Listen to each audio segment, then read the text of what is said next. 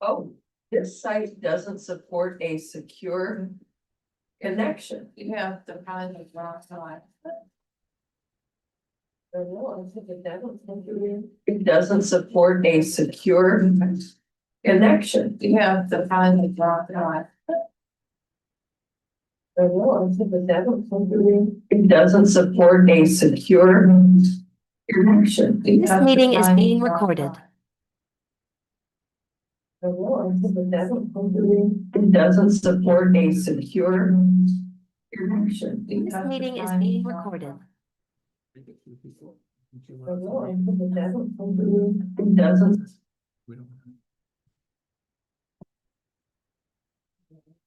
We sent that. This is what to find. No. Yeah.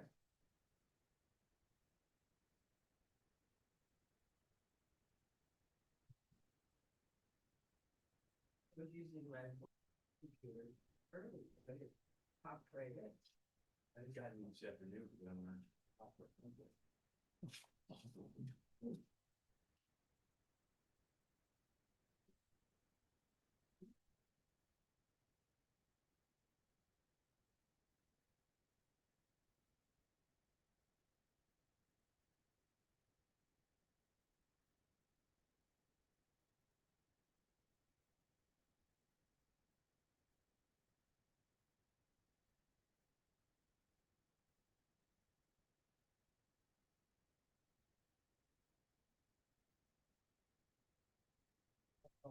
What are you doing?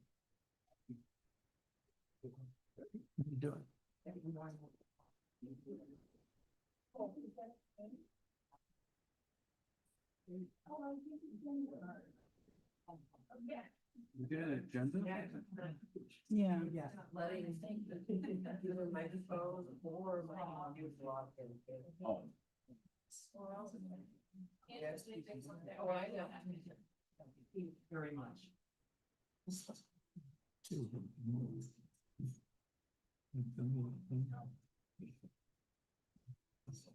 That wasn't for reading, I just wanted to, what's to happen? Oh. They handed it over. Then, which one of these had? The, other one? Well, who is it from? From Marjorie. I think it's a letter. I've got 2 copies. You have 2? No, that's just.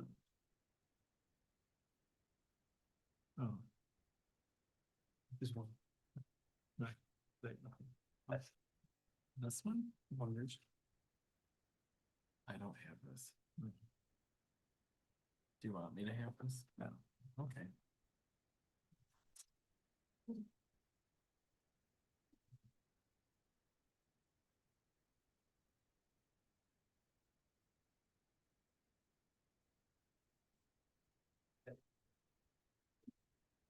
No, so you can have a 4 different. One. And it's. Doing it with something. If you want to like a little arrow next to the video, I can find a link to this in the character. Yeah, so if you can all auto.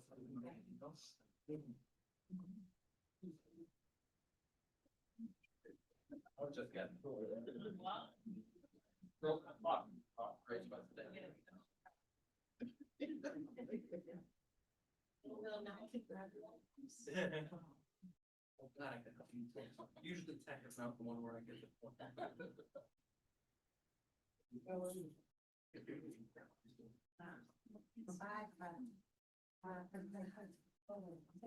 You were very thoughtful.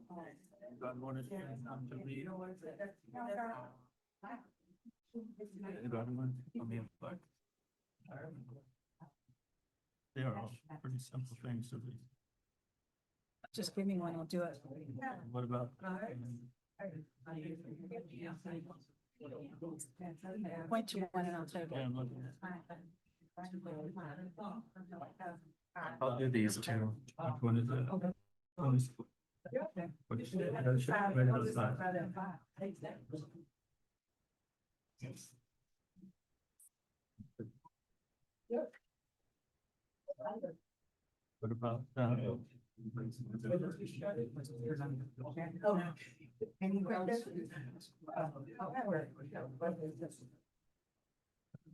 me do the historian. I'll do that. That's great. Okay. Okay. I wasn't here with that, but I really. No. I'm fine for that too.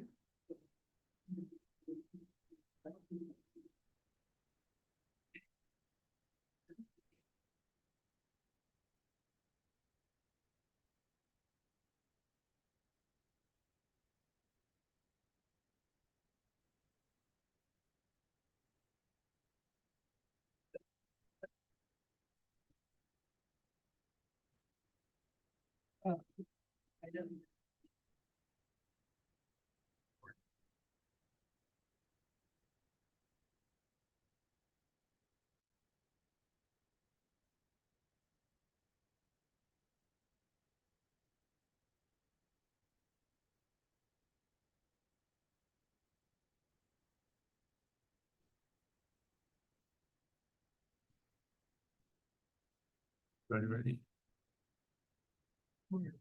Yeah. Yeah, thank you.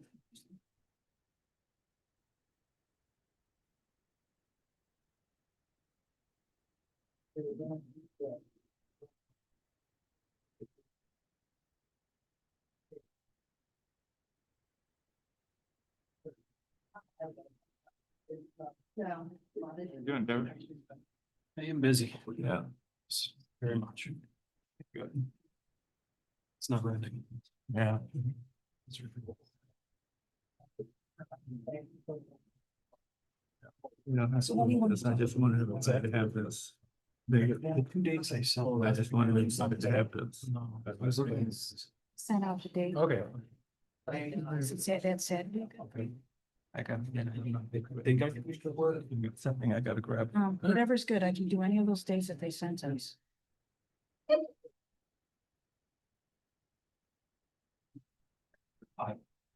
It's okay. You can just reply and I'll do those because I'm available each time. Okay.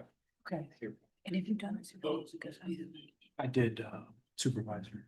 Okay. It's, you just Follow. you follow the checklist and you just gotta ask for things as you go along, and that's what they're here for, is just to support this Looks stuff. like they're on it because, you know, they're gonna give everybody there. Yeah, I might be able to do that. Okay.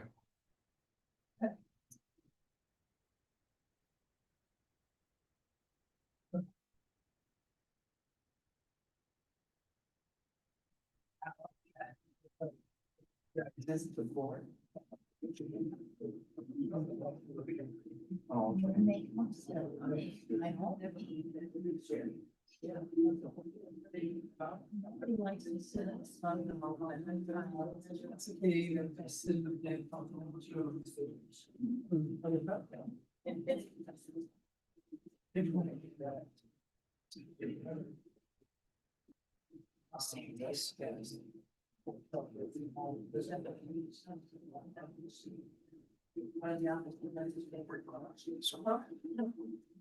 Find out, you know, it's removing that. Bi-weekly. I think what happened was is actually we put it in as a typo in the organizational meeting, and it's going to bi-weekly. That's what you told me.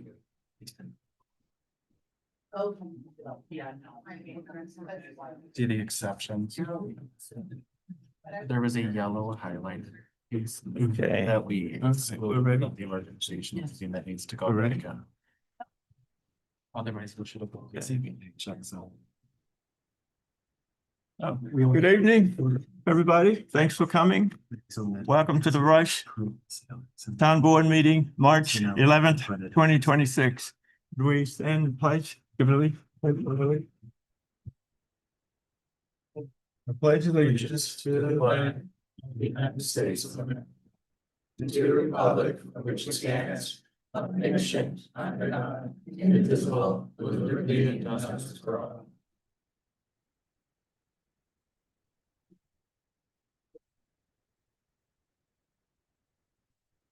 Could you call the roll? Councilman Renzo, Present. Councilman Skies, Here. Councilman McLaughlin, Here. Councilman Brown, Here. Supervisor Aiken, Here. and Supervisor, I did. Have been told, and I did look on the website, it is, for some reason, it is down. Just wanted you to know that. Thank you. Public comment on agenda items? Yes.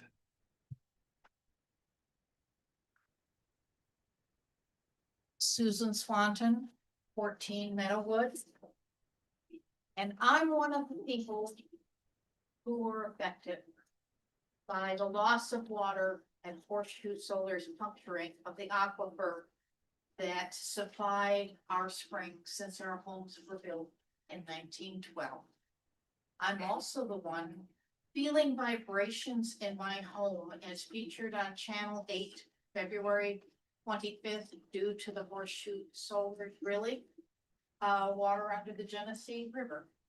I'm going to thank the town supervisor and the town board for keeping on top of Horseshoe Solar and how it is affecting the Rush residents. I am also going to thank Todd Nobby of Horseshoe Solar for delivering drinking water and large water totes for household water. However, this is a short-term solution. But these problems remain to be resolved. No vibration monitors have been installed on my property as pledged by Horseshoe Solar. I believe that the drilling has resumed and both my roommate and I feel the vibrations. No long-range solution has been offered by Horseshoe Solar to ensure that our water supply will continue for the next century. And now we are experiencing cloudy water from our spring, which concerns us. We simply do not know the extent of damage that horizontal directional drilling has increased, has caused. Providing us with access to public water only 1.6 miles from us in West Rush is the best long-range solution for both our cloudy and unreliable spring water. Plus the professionally installed vibration monitors to ensure my foundation is not being damaged is needed immediately. Thanks to Councilman Contez. I have reached out to Sean Allen for vibration monitoring of my house interior. Thank you. No one wants to go without water. And we went without water for 3 days, March 1st through March 3rd. No one wants to feel vibrations in their house, especially when it is a cultural resource. And my house is on the National and State Register of Historic Places. As it stands now, none of us could sell our house as it is now. I urge you to push Horseshoe Solar to connect our homes to public water before we are faced with another bitter winter when the temporary water totes we have now will freeze up. So thank you for advocating on behalf of local residents who are affected by corporate mistakes.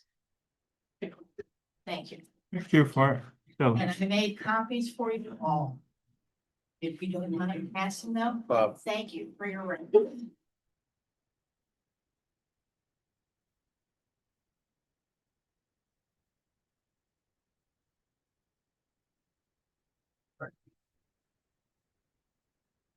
Good evening, Amber Corbin. I live here in Rush. Two things. I first want to express my strong support for the after-school program that we currently have for our parents here in Rush. It is critical, and this Rush program is well respected throughout the community. As a retired teacher, I understand the importance of quality after-school care, and I hope this will continue. I'm here also tonight to comment on number 5 under new business discussion for advertise for an IT communication specialist. I am not in favor of this. This new administration was going to reduce the size of our town government, not add to it. This new IT specialist website position is not in the 2026 budget, as I recall from attending all those meetings last year. What research homework has been done from other towns our size on this, as has been talked about on many other items? What are the details of the job description for this new position you can share with us as taxpaying residents? Website. Previously, the supervisor secretary was responsible for the website and each department head was responsible for their home pages. How do I know that? I was an elected town official from 2020 to 2023, and I worked with many people in this town hall on the new website. Who's been updating the website since January 1st of this year? The new town website began in 2021. It is currently someone's job description to be responsible for maintaining the town website. An IT specialist to assist in board meetings. What exactly does that entail? Running Zoom for virtual participation. Only virtual participation is during the public comment period and/or public hearing comment time. The other 95% of the board meeting does not need any technological assistance as far as I have been able to witness. We as taxpayers then pay with our increased tax dollars to have that person just sit there. As always, as a retired teacher, I try to come up with solutions.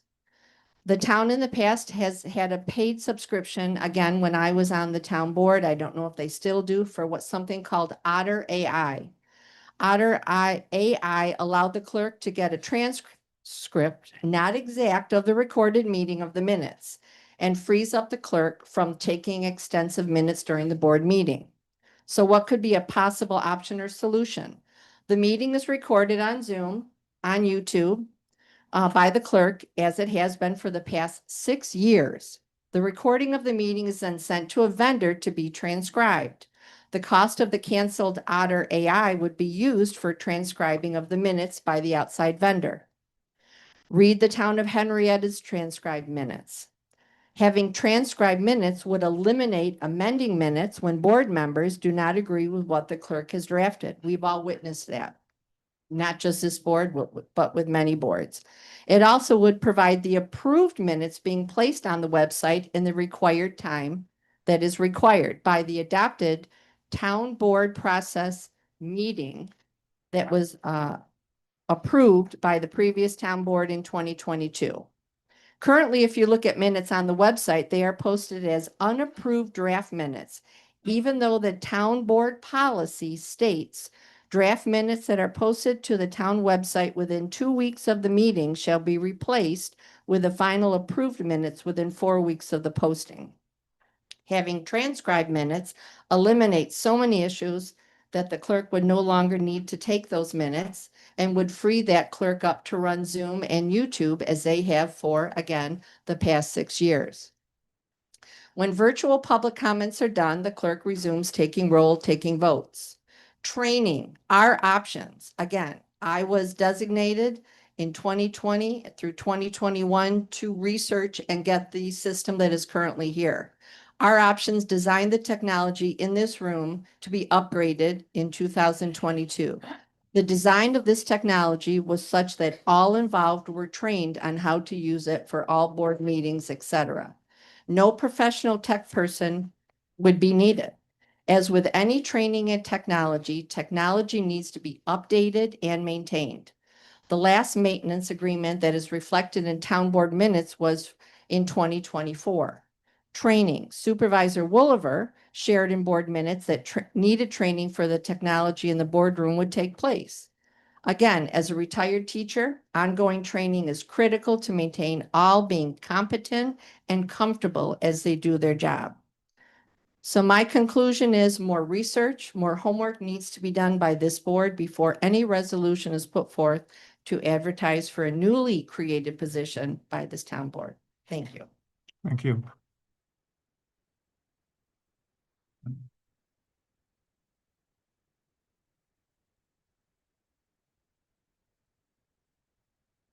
Donald Eichenauer, 35 Sylvan Knoll. And I'm here to speak about the agenda item with regard to discussion of the pickleball courts.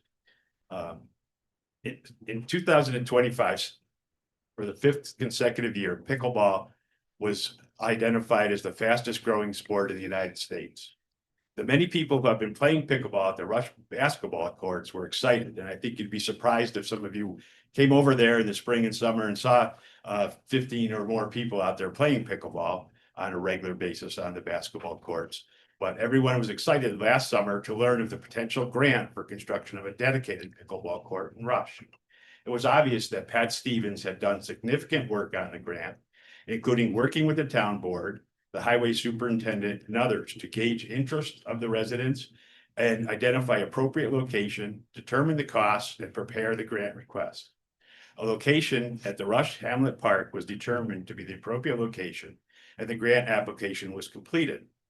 At that time, Rush pickleball players were asked for input and support to help in obtaining the grant. Over 60 Rush residents signed a letter of support for the grant application, which was those petitions were provided to the town board as well as to Pat for use in the grant application. The support letter stated in part, the town of Rush has for a number of years had pickleball court line markings installed on the town center basketball courts. Although these courts have had significant pickleball play, use is hindered by basketball usage, court markings overlaid on the basketball court, a net which must be temporarily installed and removed. Knowing the location of the courts were part of the grant process and would be key to the success of the use of the courts, the support letter also noted it is important that the courts be built at the town center park to allow access to parking, rest facilities, security, and the current shared courts in case of the need for overflow play. Because there's times out there where you have 15 or 20 people, and if you have one new court or even 2 new courts, having those other courts nearby so the overflow play can go there is important. People aren't going to go to another place and then drive back here when the other courts are full. At the August 25th, 2025 town board meeting, the grant application as well as the letter of support were presented to the board. The minutes, if you read those minutes, show discussion took place, including potential other locations for the court. After the discussion, which included the reasons other locations, such as Stony Brook Park, which has no infrastructure and was once a trash dump for the town, were not appropriate locations, the grant, as written, was unanimously approved by the board. We now understand that at the February 25th, 2026 board meeting, the new town board discussed not moving forward to potentially returning the grant funds or attempting to move the pickleball courts to a different location such as Stony Brook Park or White Springs Farm. These alternate locations do not currently have the needed infrastructure, community access, parking, restrooms, security, or the additional courts for the overflow play. Also, any attempt to move the pickleball courts at this point would almost certainly cost more and require a new grant process with serious questions as to whether the funds would be available to Rush so the courts could be completed in time. I am today presenting a new petition of 103 residents collected over the past 2 weeks. The petitions were collected by 8 different individuals that live in different parts of Rush, including River Road and near Stony Brook Road, near the other parks, that signed this petition with 103 that were obtained in that short period of time. The undersigned community members and Rush pickleball players respectfully request the town board move forward immediately with the approved and received grant for pickleball court to be located at the Rush Town Hamlet Park, so Rush adult and youth residents may benefit from much needed recreational facilities, which would be built primarily with grant funding. So that is the petition goes through all these other background and facts and ends with that statement by over 100 people that was collected in that short period of time. So I guess I really don't understand on behalf of those people how you ran on moving Rush forward and getting things done. It looks like the first thing that the board may do is to turn down a previously approved grant for much needed recreational facilities. And I just would like to commend Pat for all the work she did on this and working with the many people that play pickleball and trying to put this together. Also, it was brought up at the last meeting by one of the board members that the conservation board objected to the pickleball courts here at the Hamlet. I reviewed the minutes for the Conservation Board for all of 2025 and 2026 and can't find any mention of pickleball courts in there. So we would get a lot more, with 2 weeks is a pretty short period of time. I'll leave this, a copy for everybody and a copy for the clerk. And on behalf of these people who are over 100 community people, I would request that if move forward on something that would be great for your family.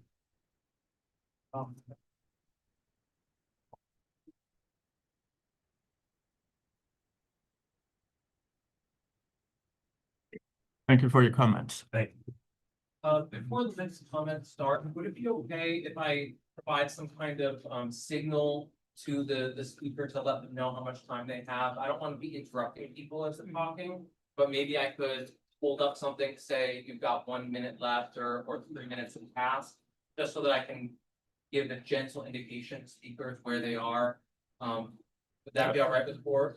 Yes, that'd be good. Thank you. I'll hold up a piece of paper that says 1 minute left, and then I'll hold up a piece of paper that says time, just to get the, I'm gonna try really hard. I won't be that long. I'm just trying to get everyone, Thank you. signals that they can go. Okay. I'll try very hard to. Good evening. My name is Linda Lieb. I've been a Rush resident for 50 years. First, I would like to voice my strong opposition to changing the original location of the pickleball court. The grant specified it to be at the town hall site where there is parking, lights, facility, and infrastructure already in place. Changing its location would mean eventually needing additional upgrades to both of the new locations proposed. This would mean the expenditure of monies the town does not have. I would also like to know whom opposes the original plan. It seems to me that a few privileged townspeople or board members are making decisions solely based on what they want and not what is good for the town. And the original plan is good for the town because it will cost less money over time. We need to be smart and farsighted about the use of grants because they can cost considerable money down the road if not used properly. And that means costing more tax money, and we are already taxed to the max. Secondly, I would like to say that after watching the last town board meeting, I was appalled at how you, Mr. Hankins, addressed and threatened the townspeople who are here to address legitimate concerns, not to be threatened with the police being here. You might want to take a different tack with the people who are paying your salary. It was appalling. Thank you for your time. Thank you.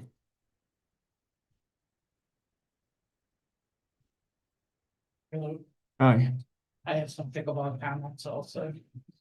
I'm Don Root. I live at 41 Hanlon Drive. I've been there 40 years. I think the pickleball courts in the hamlet should be viewed as a valuable opportunity for the town. I'm in my 70s. I've played pickleball for over 10 years. I play 2 or 3 times a week. I've had more fun, gotten more exercise, met more people than I could imagine, especially at my age.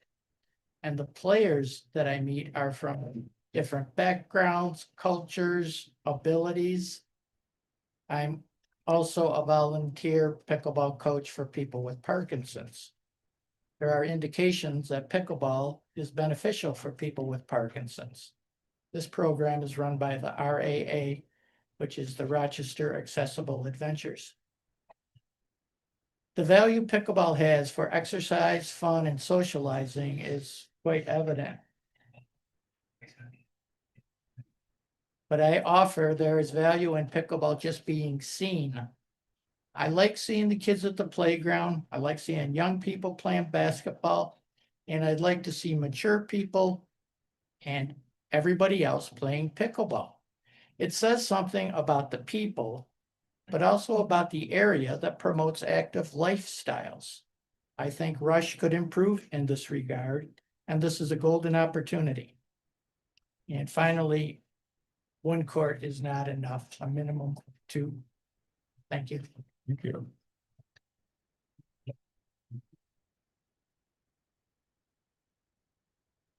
Hello, everyone. Hi. My name is David McGinnis. I'm up on 61 Hanlon Drive. I basically want to say ditto for what Don and Don has said.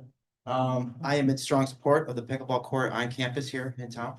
I see it as a valuable thing for our community. I love how Don said, being seen. It's such a great sport. Having it on the outskirts of town. Like White Springs, for example, I feel like it's so far removed from town. At that point, residents might be, well, if there's only a 1 court or 2 courts, let's just go to Henrietta. I think it's pertinent to have it in town. I think it's good for everyone. I love the sport because young people can play, old people can play and have fun immediately. I taught tennis over 20 years. I got really into pickleball, and pickleball is nice because it's accessible to a lot of people of different ages. And I think if it's seen in town, it'll spark more interest. And I agree with Don. I think 1 court is just going to be not enough. A lot of towns at least have at least 2 courts. Little town of Braga has 2 courts. Henrietta obviously has a lot of courts. Sometimes I go to Fishers, they have 8 courts and they're packed. It's amazing. People love the sport. One thing I wanted to say, if with the 2 courts, I was talking to Pat Stevens on the costs, and I have an idea of what the grant was maybe allotted for. One of the big expenses for that 1 court was the fencing, just under $19,000 from New York State fence quote. So the nice thing with pickleball, the ball is very light. It doesn't roll very far. I was talking to Don Root about it. I think fencing, a lot of times at most courts, they only have fencing like a small fence in the back behind the courts, not on the sides, because the ball really doesn't go that far.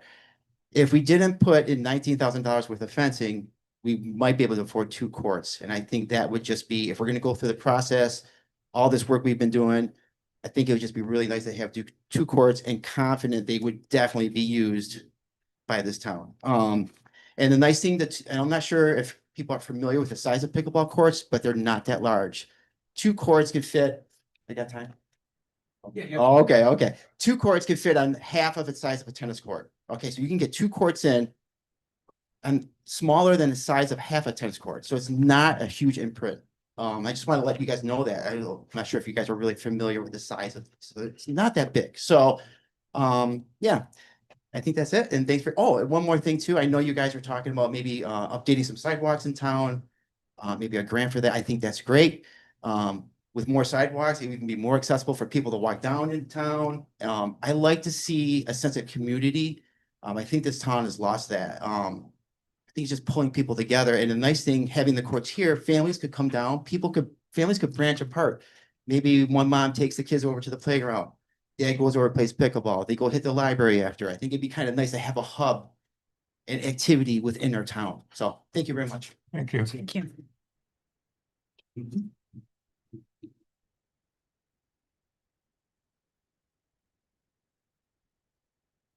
Good evening, everybody. My name is Kelsey. I'm a resident on Middle Road. I just wanted to say thank you to the board members who, over the past few weeks, about 4 weeks, have come out to Middle Road. The folks in the room who aren't aware, we had extreme erosion and recurrent flooding in our area. And the board members have come out to observe the impacts that we're seeing. We were able to meet with Supervisor Hankins to discuss and review photos and videos of the situation. So just to extend a thank you, yesterday you guys all should have received a copy of a letter that summarized the impacts that we've been seeing, sort of the historical perspective that we've captured, photos, videos. Well, I guess it's just photos in the document. I did want to note that there'll be a correction coming out. There was a clerical error on one of the addresses that's listed as 1744 Middle Road, should be 1745 Middle Road. So just want to get that corrected for you guys. You know, with the discussions that are ongoing, Supervisor Hankins, I saw in the Sentinel that, you know, you've been talking with the Monroe County Highway Department and the superintendent there. We would really love to sit down and have a discussion, if possible, or at least request that on the next meeting's agenda, that we can have a discussion about those conversations that are ongoing, and be a little bit more involved in what's happening, where we haven't had that visibility in some of those discussions. So requesting that agenda item, and just looking forward to an update on where we stand and what might be coming in the near future for corrections for what we're seeing. Thank you. Thank you.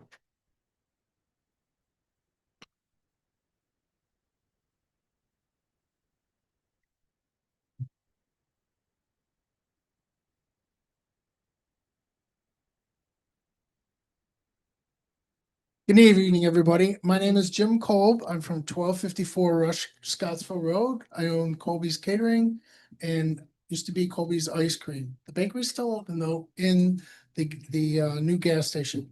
I'm here about the pickleball courts because it is an economic impact on the community if we don't have the pickleball court. 12,000 people in Monroe County are in leagues playing pickleball. There's also people play during the summer. The ones that play in leagues during the winter, they play in clubs. And during the summer, they come out and they play in the town parks. The effect economically is two ways. One, it'll bring people to the businesses in this town. And two, I know for a fact the effects of it, because for 15 years, I ran the ice cream store and the bakery. And one of my best customers was the people that came to the 2 golf courses in town. They were in all the time. They were regular people all summer long. This will benefit the town because we will have those people that are searching for places to play, and they will come out to our little town and they will find the community that is nice and open and willing to let them come and enjoy themselves in the community. The other effect economically is the people that want to come here that are young. There is not a lot to do in this town if you're young. The average age in United States for a pickleball player is 34.5 years old, and it's going down. So it is not a old people sport, which in my home in Florida, there's tons of them playing across the pond from me. This is another benefit of having a pickleball course here. I think that the benefits way outlast any arguments about any noise or any parking or anything else. Only so many people can play on it. So it is a positive note all the way. Thank you very much for your time. Thank you.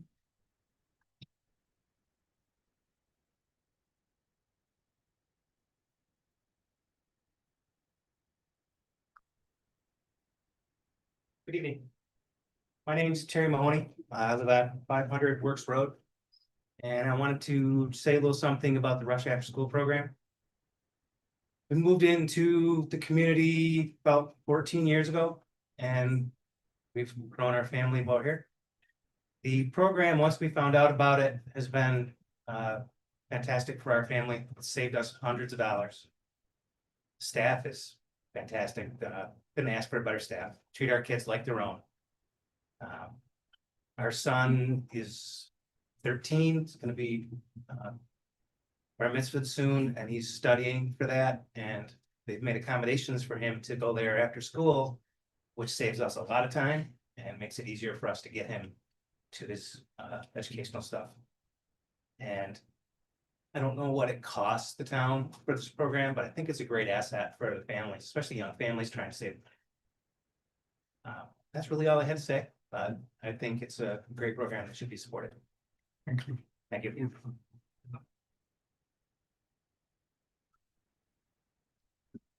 My name is Ian Mahoney. I am a 7th grader at the Rush Henrietta School Burger. And I go to the after school, and since I started going there, I was welcomed. It was a very nice community. Miss Sue and Miss Becky have always been really nice to me. And even now in 7th grade, I really enjoy going there and spending time with the other kids. And it's a really great place. I enjoy being there. And it's helped me make a lot of friends. That's really all I have to say. Thank you. Thank you so much for speaking.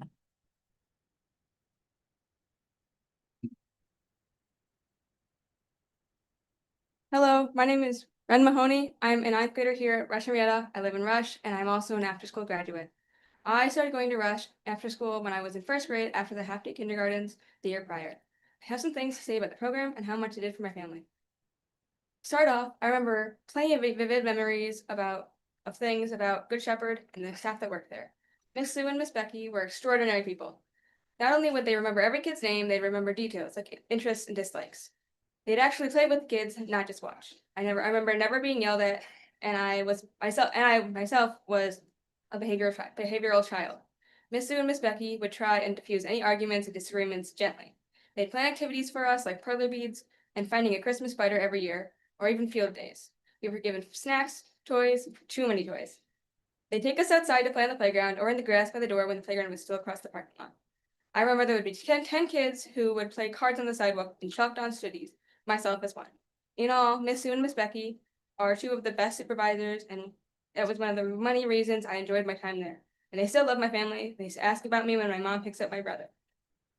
As for the program itself, it's very good.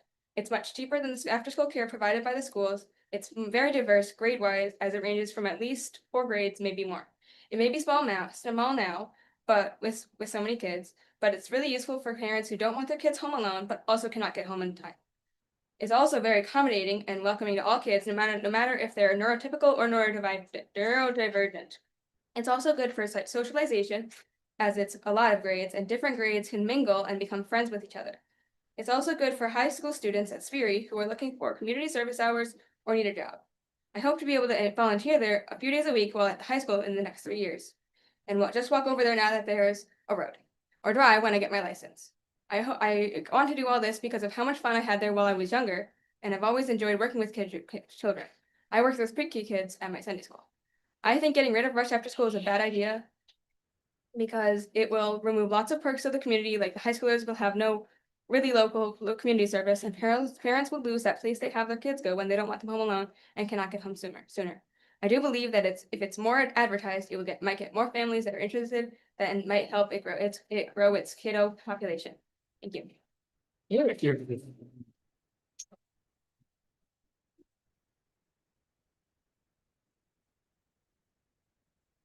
Any more comments, speakers?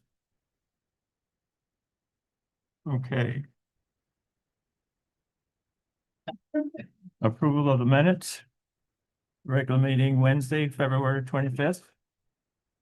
I'll make the motion. Minutes of February 25th. Can we get roll call? Oh, second. I'm sorry, we need to do a roll call, I think. Well, let's I already comment. did the roll call. Oh, I'm sorry. Yeah. Sorry. We're open for comments. For the minutes? Yes, Luther motioned, I seconded. There any comments? Yeah. No. Councilperson, Rizzo. Yes. Councilman Patch. Yes. Councilman Boston. Aye. Councilman Brown. Aye. Aye.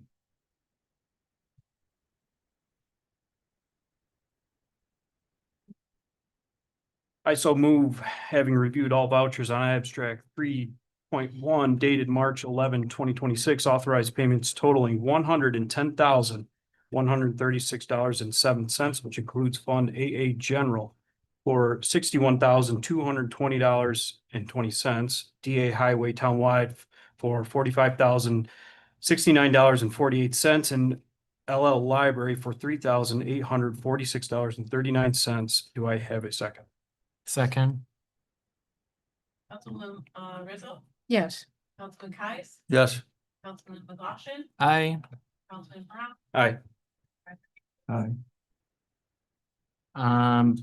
I move that the 2026 payroll schedule as follows: 26 biweekly pay periods with payment every other Thursday for all employees commencing with the March 19th, 2026 payroll, with the exception of quarterly payments starting with the last pay period of March 2026 for the following town historian, town board, council persons, and members of the zoning board of appeals, planning board, and conservation board, with the exception of a single payment for members of the Board of Assessment Review for their participation in the Assessor's Grievance Day on Thursday, May 28th, 2026. Do I have a second? I'll second. Was there a question on this one? I thought there was a change. Well, I want to check. There was a question. Is this change in? Yes, Supervisor Hankins did, note and did do some research on the expense of, doing this, and has decided that going from quarterly to bi-weekly for everyone would be a cost expense. So we are not going to do this unless the board thinks otherwise. So maybe it will be tabled. Is that a recommendation from you, Supervisor, to table it, or? No, it isn't. Oh. We have a vote. I'm a little Okay, I want confused. discussion then. So Right, why, discussion? Yes, so why do you want this change, or you're bringing it to not change it? we're bringing it to not change it. Because the research that I did, it would cost the town another $1,300 just to pay for payroll service. And Okay, it's not necessary. The checks would be 26 new checks that probably would come to about between $10 and $15 a check. Okay. And it was just a waste of money to do it. And it's been the way it has been for years, every quarter. okay. So So you recommend that That we it could either stays. table it or vote no? Is that what you recommend, or? I'm recommending that it stays the same as it's been at quarterly. In years For those- past. In years past, Yep. yes. Yeah, So this yeah. keeps it quarterly to To wait. all the listed ones, yeah, Right, yes, except for, of course, the assessment review participation. right. Thank you. Good, we get a vote. I'll But, second. but I'm still not understanding. Do you still want the 26 bi-weekly pay periods? No. Okay, I didn't know why this would be on the agenda then. There are 26 pay periods. I did send an email out to the town board. Telling them that Supervisor Hankins decided that he was going to remove this from the agenda, but didn't want to do it. Ahead of time, wanted to tell everyone that it was been removed, so I apologize for not getting it to you sooner. Councilman McLaughlin for reading it, and Supervisor Hankins decided not to, I'm just confused because the reading of it, if you look at it, is saying that we're going to quarterly payments for all those things still. Now, isn't the structure currently set up for quarterly, or was that left out of the organizational? no, it was in the organizational meeting as it stands. So this is a redundant motion, pretty much. No, because it, no, it isn't. It reads the same. Yes, reads the same because we want it to stay the same. Before, we had it that we would be changing the 26 pay periods. And now we're making sure that we don't make that change. Okay, so we need to pass this or no to make sure that it's quarterly. That's the question. Yes, we need to make sure that it stays quarterly. Okay, thank you. So this needs to be passed to keep it quarterly. Yeah, Okay, No, it doesn't. okay. You already did it in the organizational meeting, so just strike it from the agenda. so I move that we strike this from the agenda. Do Do I I get a second? That could be seconded? Yes. Don't. I was second. Strike. Can you, Actually, Table it. no, actually. Remove it from the agenda. It is not on the agenda. Can I just rescind my motion? Okay, I rescind my motion. thank you.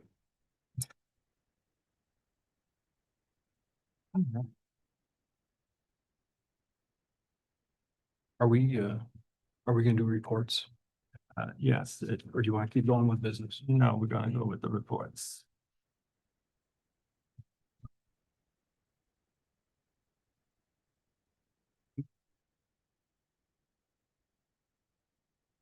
Report from town board liaisons, town clerk, highway superintendent, town attorney, and department heads.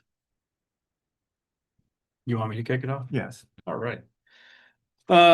So on February 28th in the morning, Luther and I met with the residents on Middle Road. We went over there, reviewed the pond, walked the property, saw the issues that, the folks have been talking about. There definitely is some issues. So jumping ahead a week, I actually went back to the property with, Superintendent Kyle to discuss possible corrections. I think we got some ideas of what could be done to help you make the pond into an actual retention pond, not just a pass-through. Because that's, from my observation, that's all, and Luther agreed, that's all it's doing right now. Water's coming in and it's going right back out. So I talked to DJ about that and what can be done. And, you know, he was on board with doing that. He also is going to reach out to Monroe County about Monroe County DOT, what can be done with that on their end. You know, the residents have brought up that the the swamp to the north could probably be better utilized. I know Kelsey has talked about doing some environmental studies. I think it's something worth pursuing, you know, or just continuing to push the county DOT to make some corrections and add the pipe that would carry that water from that catch basin to the north. So I did follow up with DJ and I'm just talked to him right before this too. So we're working with him on it. February 28th in the PM, I walked all of the 100-acre park because this last meeting, there was a lot of conversations about the parks in town. So I walked the entire thing. It's nice. And I think it definitely serves a natural purpose. And then on March 7th, I hiked Stony Brook Park because I wanted to walk through that. You know, I know there's a lot of talk about what could be done with that. As we all know, it was a former dump. Something I thought might be worth pursuing is, and I know there is grants for this, Pat, if you're listening, maybe a dog park, something like that. We put up the fencing, we charge some money for permits. I know the one in Henrietta always has people at it. You know, we could charge resident, non-resident permits. They have a passcode to get into it, just something to consider. And then on March 4th, I visited the Rush Aftercare Program. Talked to a lot of, well, some residents, some non-residents, and honestly, I'm ashamed that we're even talking about excluding this from what we currently offer. And I fully support it, sticking around for the long term. So that's all I got. I can Oh, I also on the 28th went out to Middle Road, took a look at it. With Derek and Kelsey and Mary Ellen. Noticed from my background there, I noticed a few things about the pond, the way it was built that aren't necessarily the best means and methods. I returned today with the rain that we got, and I wanted to get another view of it and see how it worked. And I noticed that, and I know this gets into engineering, but they got a 12-inch pipe coming out of the pond into a 12-inch pipe that goes down the side yard of Kelsey's yard. The overflow goes over into the highway ditch, which goes back into the 12-inch pipe that goes back to her. It's self-designed to flood. So anyway, we got some ideas that we talked over Kyle. Yep. So we are looking at it. It's not falling on deaf ears. Okay. All right. The other thing is, last week I was in Las Vegas for a convention and there was nonstop phone calls and texts with the solar horseshoe and the people having the water issues. We were trying to help them out. I know Lee worked on it and we're trying to find potable water for the people. Long story short, I guess there was a meeting on Saturday and I'd like to have Amber Corbin come up and give a report on that. She attended that meeting. And then I'd like to make a couple comments about it after the fact. Amber. Thank you, Luther. Again, Amber Corbin, I'm here as a resident. I am one of the impacted properties and homeowners. I'm here tonight to speak to the town board at Luther's request to give an update on the lack of water in Meadowood and East River Road since the puncture of the aquifer on February 3rd of this year. Again, I'm speaking as a resident of Meadowood. Information has not been forthcoming, so it is important to share what we know with all of you and what we have experienced.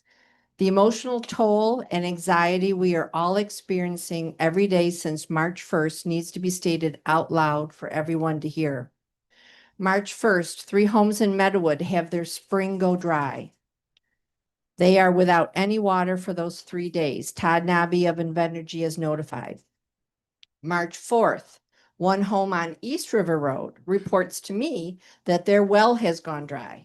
They notified Todd Nobby of Invenergy. March 7th at 3:30 PM this Saturday, I receive a text from Sue Swanton at 12 Meadowood.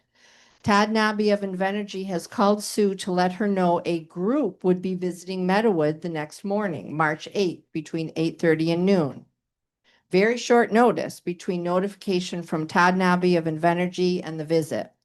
Not all Meadowood residents were notified by Todd Nobby. That includes myself. I was not notified. Todd would text Sue when they were on their way. My husband and I, as I just said, were not notified of the visit, even though Todd Nobby and I had talked 6 days prior, and I had notified him that our water system, our spring, was much lower than it should be. So Sunday, March 8th, the officials have arrived.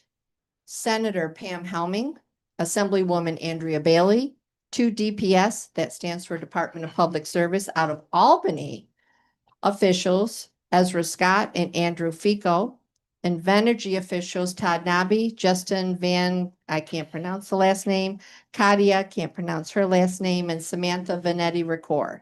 This group first toured the site in Caledonia of the horizontal directional drilling. They then arrived at the Chris home on East River Road in Rush. Their well had gone dry on the 4th. They then visited the Millers, the Swantons, and the Rapport home in Meadowood. The following was shared by the residents present with the officials in that group. From the residents, we fear the future and doubt the recovery of our wells and springs. We fear the devaluation of our homes. We cannot sell our homes under these water uncertainties. We fear the future pounding of beams to support the solar panels will disrupt the subsurface soil and water.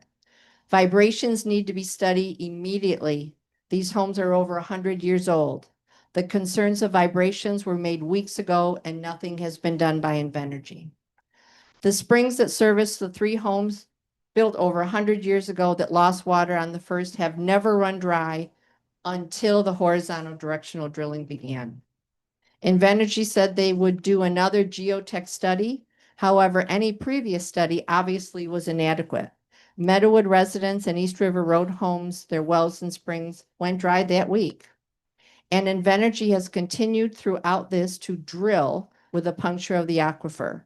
Drilling has not stopped. Why was continued drilling allowed if a new geotech report was requested, was asked. Solution, Invenergy needs to run public water down East River Road through Meadowood. Senator Helming and Assemblywoman Bailey's comments. We are here to learn firsthand what the residents are experiencing. Invenergy needs to work with these residents to create a written document to protect them now and into the future. This system is such that the town can do nothing, legislators can do nothing, and Invenergy can fall back on the permit and ORES, which stands for Office of Renewable Energy and Siting Process. Communication between Invenergy and residents has been poor. Again, these are the comments from the senator and the assemblywoman. Lack of worst case scenario planning and preparedness by Invenergy. Water totes and bottled water was too slow and is temporary and inadequate. Why did the Department of Public Service give Invenergy permission to keep drilling when they punctured the aquifer? It took too long for Invenergy to plug the 2 holes in the aquifer. 34 days from the puncture to when they plugged, or what they call grouting. The vibration issue that was reported over three weeks ago needs to be investigated immediately. Again, those were the comments of the senator and the assemblywoman to those of us in this meeting. Invenergy's comments to the group. 2 holes, number 7 and number 1, are now capped as of Sunday, March 8th at 1 p.m. We cannot comment on ultimate decisions for future assurances. That is a corporate decision. Public water on East River Road through Meadowood would cost millions.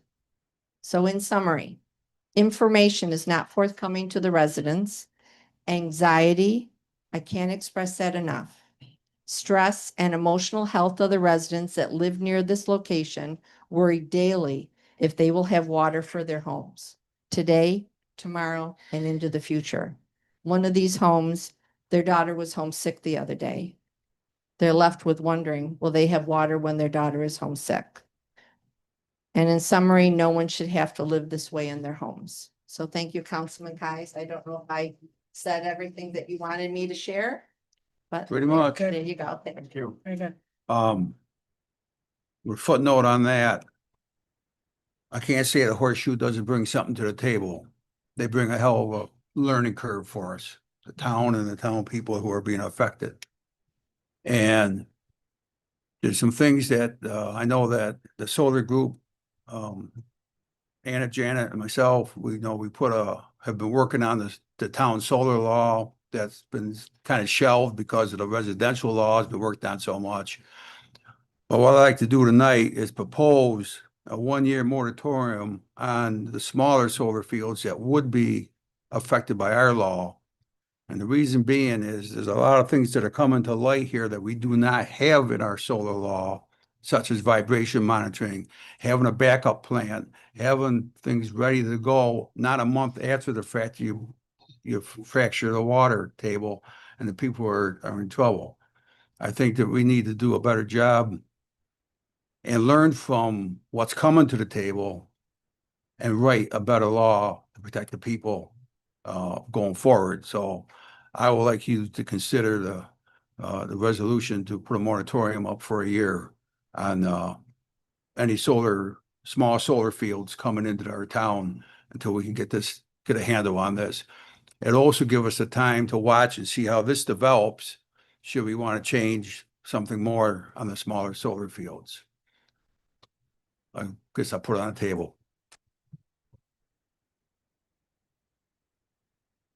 That's my opinion is it's a pretty heavy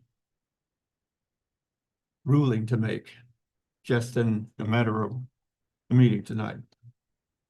Well, I'd like to take at least until the next meeting to review it and take a look into it and find out through our legal services. Okay. And getting all of the information that we need to get. It's my opinion too, that we should have that. Well, I'd like to put it on the table for discussion now. Well, For 2 weeks to think it over. I just know that I'm watching a room full of people who are affected by it. Right. And we're the only people to go to. Yeah, but to bring something up to make that kind of a decision without having time to do any kind of looking into what are the laws and what will we have to have in that resolution. Okay. Okay, so we can maybe bring that to the next. That's fine. Town board That's fine. meeting I just, with understanding. Sure. If you'd like, we can connect on it, and I can walk you through what would be required to do something like that. Okay, but. Okay. That's fine. So. Yeah. Yeah. I mean, this would be new business, this would be considered new business anyway. And it, before it goes to old business and a resolution, we of course would want to hear from the community. So you raised it today and we'll talk about it next time and listen to the community and what they feel about it. So I could do my report. But I will say that we need to take a serious look at that. Okay.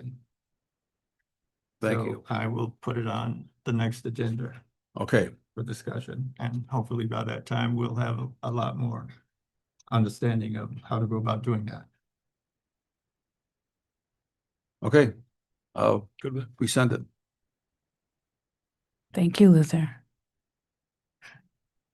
So I've been involved in the conversations about the horizontal drilling on the boring under the Genesee River. And as a point of disclosure, I am one of the citizens in that area. And 3 of my neighbors lost their water.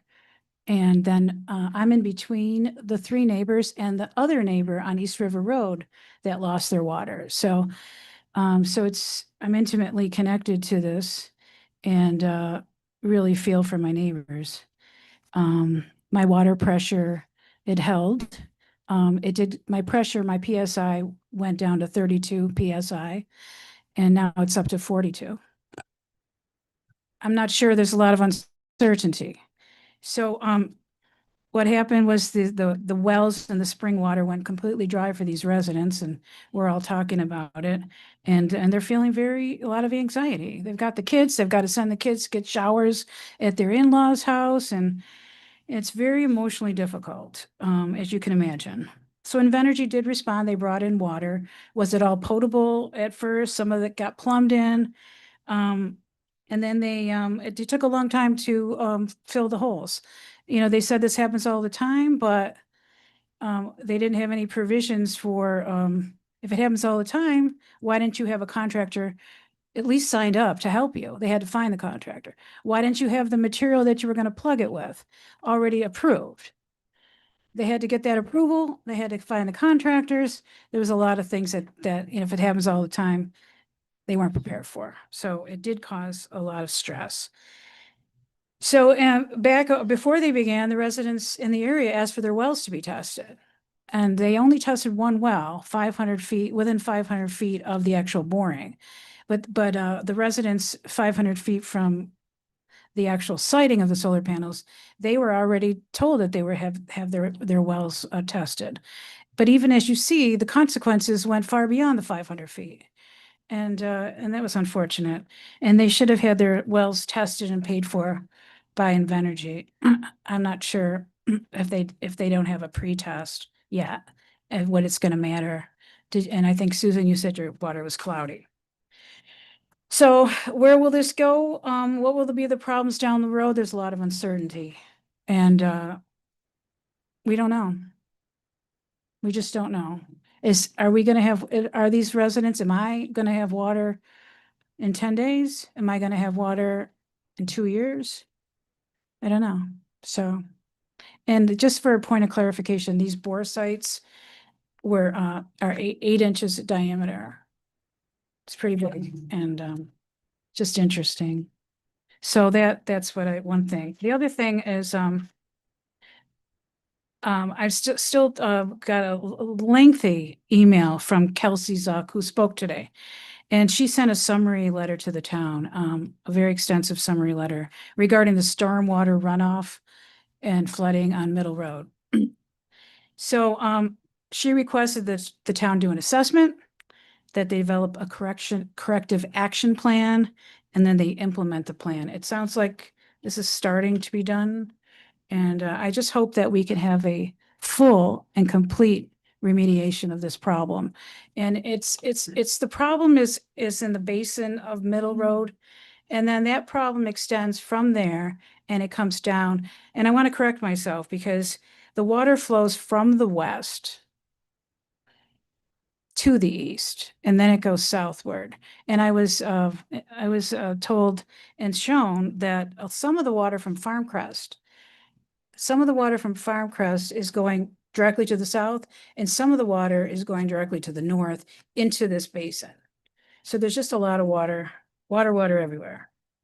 So I just hope that we can look at all points upstream and all points downstream in this whole project. Because I know some people on 251 were also affected. And I also know that the town hall is the biggest basin of all. And it's coming in this direction. I also hope that the planning board and the zoning board and the conservation board, if they could take some time and actually go and look at the problem, I think all of our help together would help to solve this problem. That's it for now. Great. So there hasn't been another board meeting since the last meeting, so I'll report on that one after this month's meeting. I'm glad that other board members were able to go out to Middle Road.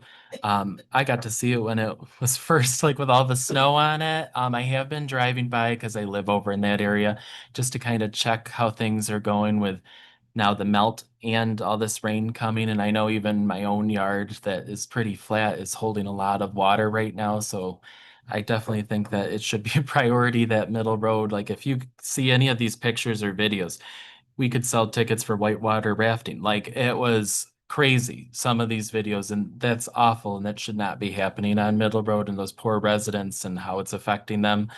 definitely need to step forward. I've been talking to the supervisor about it. I think we are moving in the right direction. And I think definitely we should set up a meeting with those residents to speak with county officials that we've been communicating with, just so that you guys can kind of share from your perspective, because you live it.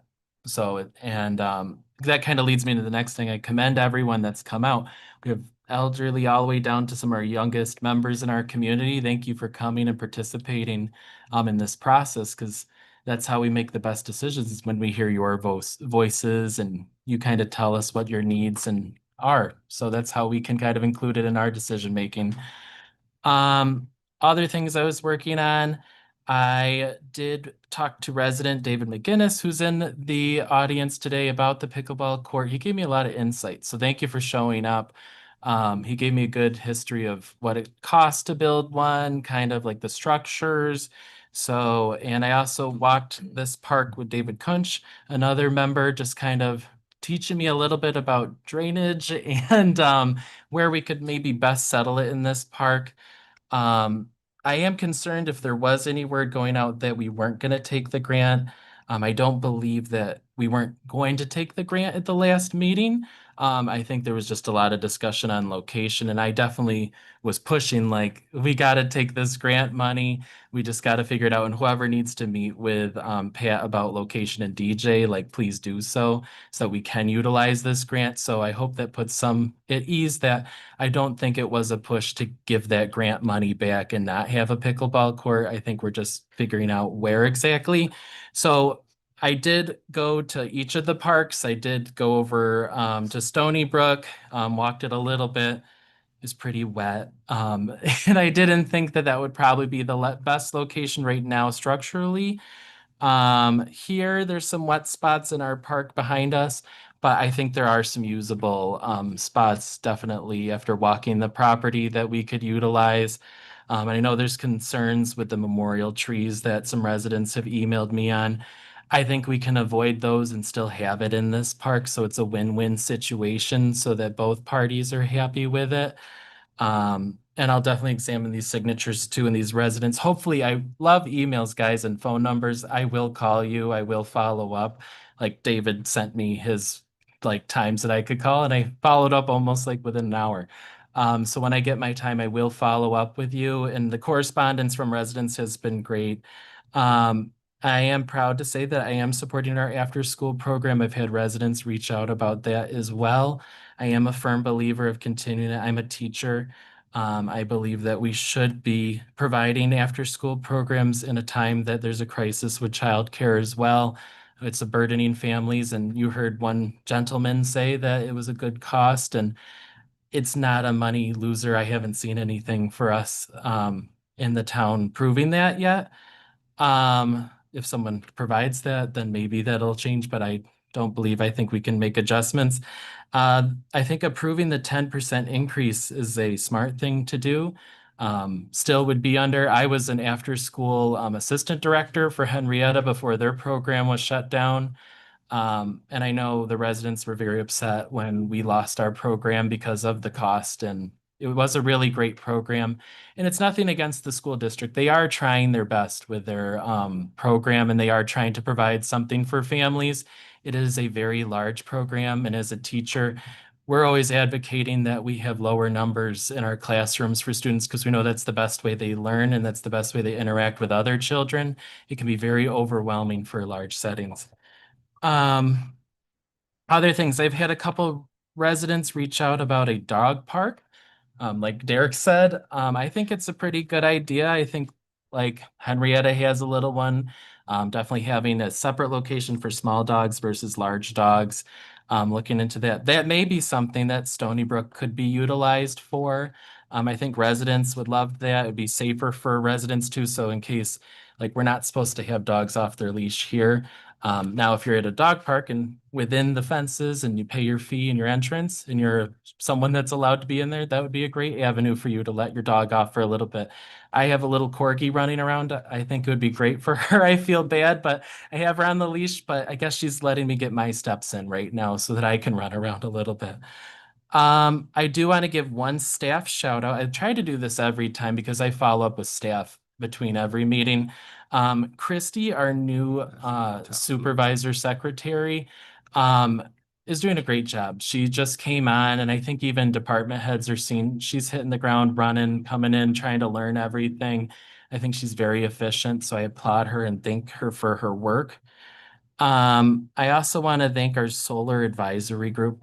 They've been working so hard to advocate for those residents over in Meadowwood, and I hear resident Susan over here, we need to make sure there's a long-term fix, not just a temporary fix. I think public water would be a good option if they were able to advocate and push them to bring that.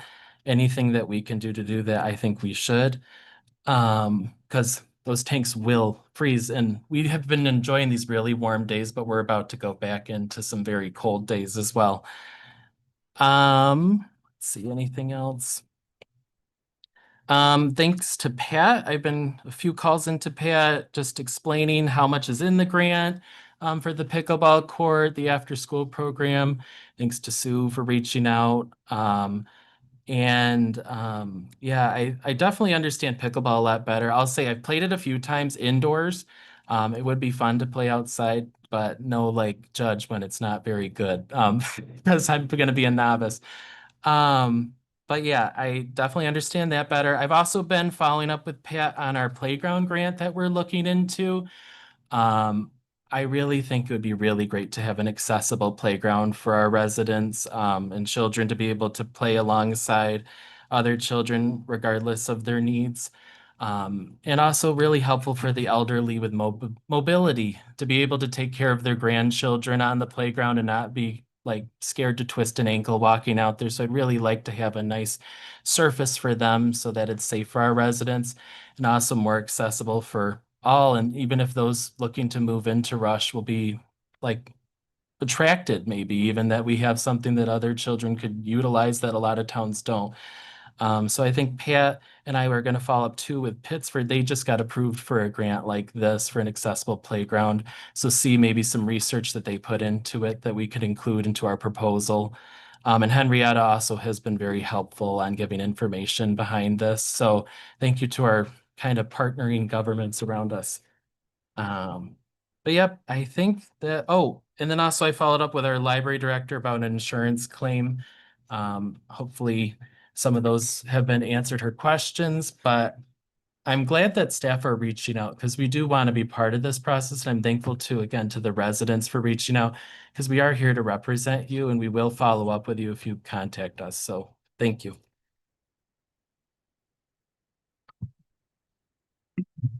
In terms of the Middle Road issue, I've been working with the county highway superintendent and his assistant, who has informed me that they will get together with me and the town highway superintendent to work on the issue of Middle Road.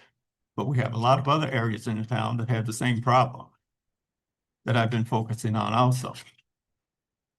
And we will get some work done on Middle Road this year.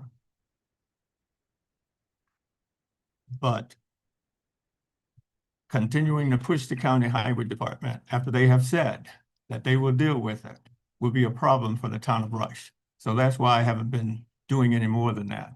They have given their word that they're going to do the work. And I feel that that's enough, as long as we get the work done.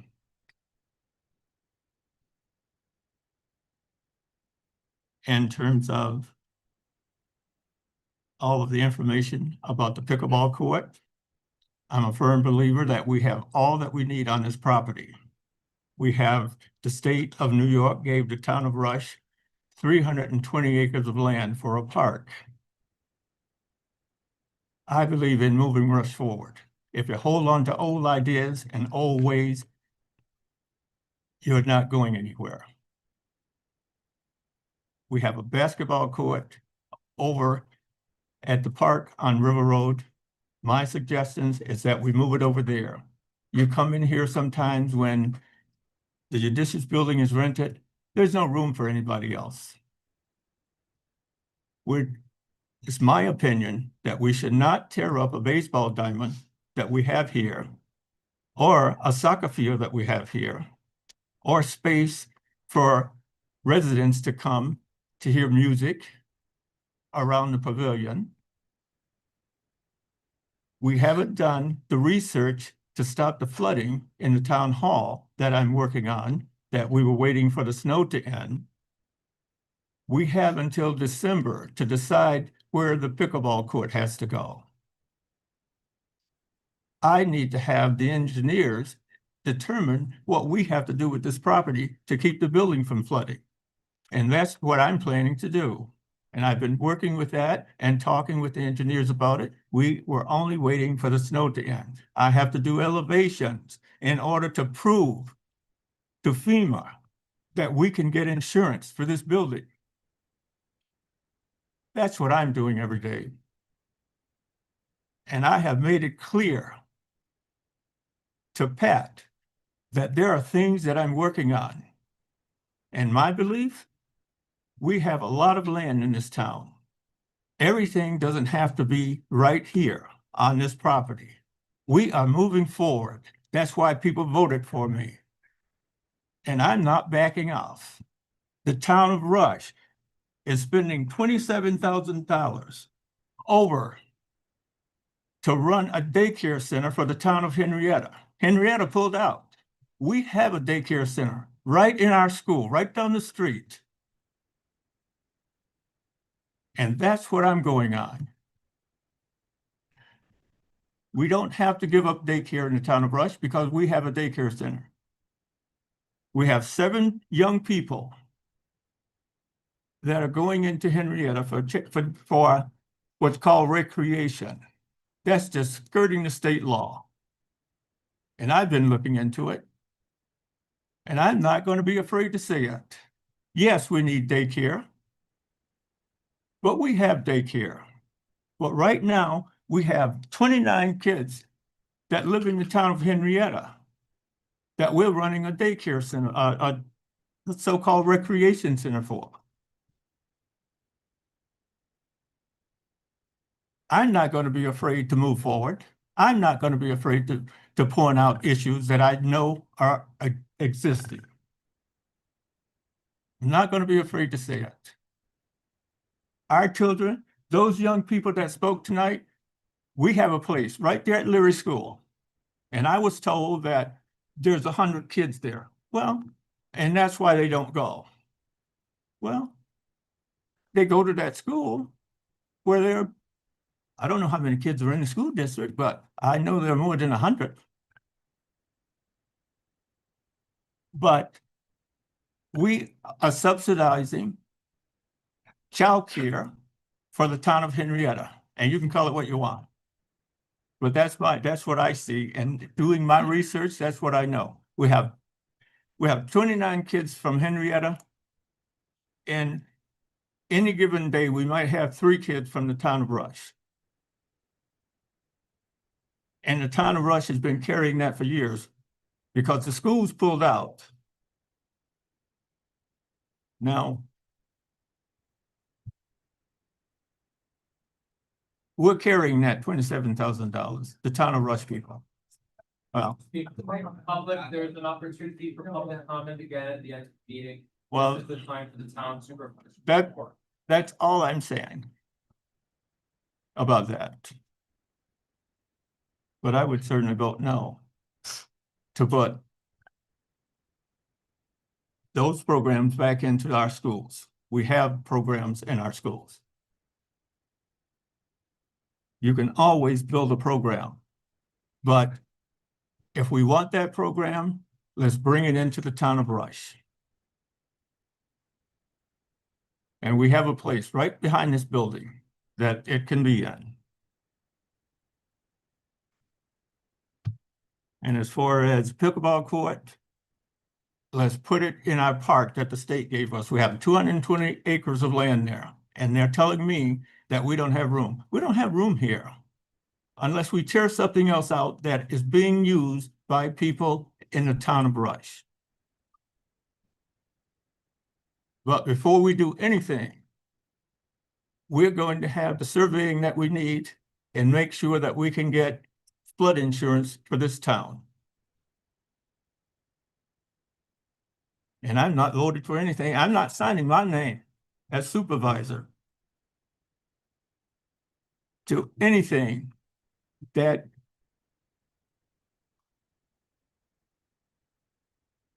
carries everything to the town of Henrietta, that is serving residents of Henrietta, and only at any given time from 3 to 7 people. The reason that I see in my research of it all is the school program, you have to have 3 days or more to be in there.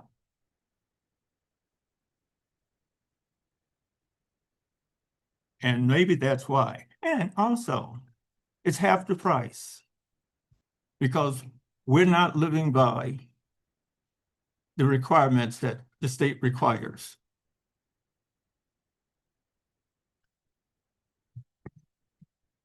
So look that up, and then we'll come back to a meeting and make some decisions about that program. But I would like to table that for tonight. No. So, do you want to finish reports or do we want to have this conversation now? I finish reports and we can have the conversation. That was mine. Conversation to the town, same as everybody else's. Okay.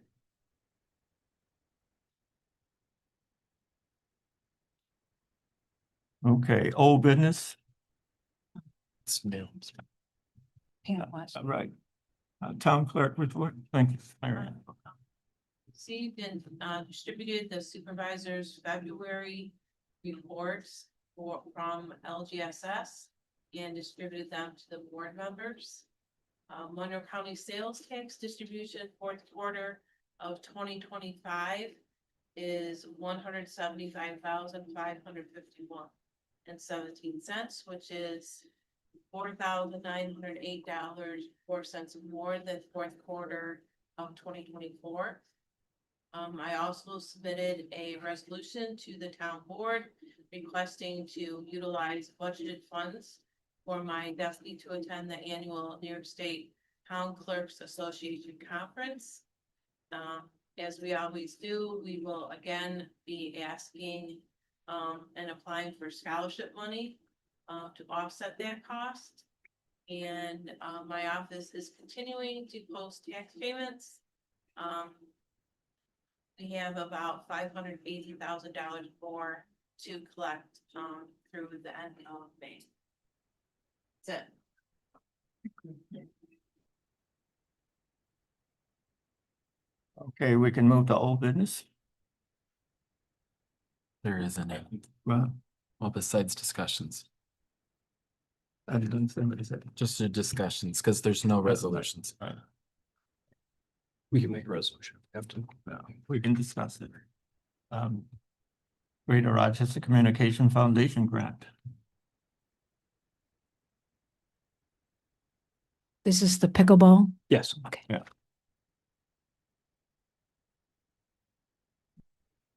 I think I kind of did it in my. Maybe I'm letting you go first. Oh. By looking at you. That's all right. I will just reiterate what I said, I guess, in my report. Like, I've walked the grounds of them. I do believe our other parks do need to be upgraded and developed. I just don't think we're there yet. And we just applied for a really amazing grant last time that would update our hamlet to be very like walkable. We could fix some of our flooding issues with some of that money. It helps the traffic pattern, which would make it great if we do get it. Again, it's an if, it's not a guarantee. That if we did have like an even upgraded park back here, like in working towards grants like the playground grant that could settle here, we don't know yet. And upgrading the pickleball, that's a nice hamlet community area, I think, for residents to come together to bring back the community feel of Rush. That's something I think I ran on, and speaking to residents was to bring back that community feel and attracting people to come back together. And I think right now our hamlet's the best place for residents to come together, whether they're from the west side or the east side of Rush. And also if we happen to get something even on the corner, like it'd be great. And also our businesses are here, like it benefits the town and residents and those owners. It's like a nice mutual, like win-win for everybody if we're attracting people to those things. Right now, like if they did go over to the west side to that park, there's not a lot of business for them to go to after, like if they need a water. I'm worried about bathrooms, because I wouldn't want residents using the bathroom next to the courts, and that's not appropriate. So I feel like there are facilities here for them to use. We would probably need to build better facilities over in that other park for them to use. And I just think right now, Stony Brook, it would be just a lot of maintenance to keep that up, or it'd be a really like undertaking to make it ready for something like that right now. And there's like no parking as is. Like if again they're talking about people are waiting in line, like they're gonna have to carpool if they go to that. Otherwise, it's gonna be dangerous if people are parking on the road and blocking because that's a pretty hilly area. But that's just my input. Well, I was just gonna say that years ago, back in 2000, we have baseball fields over on East River Road that nobody used. We sold the properties. If you're gonna have, I wanna say, I'd rather see a pickleball court downtown than a baseball court. A lot of the kids from Rush, they go up there, Henrietta, play softball up there. Last year, there was a guy, and I think they started over in the park to put baseball fields in over there. And they're part of the recreation program, not our recreation program, but part of that Rush Henrietta rec program. So I'd rather see the pickleball court here downtown as it is. As a community center, it's pretty well set up. And should the other guy get a baseball field over there, great. We could do something over there at that point in time.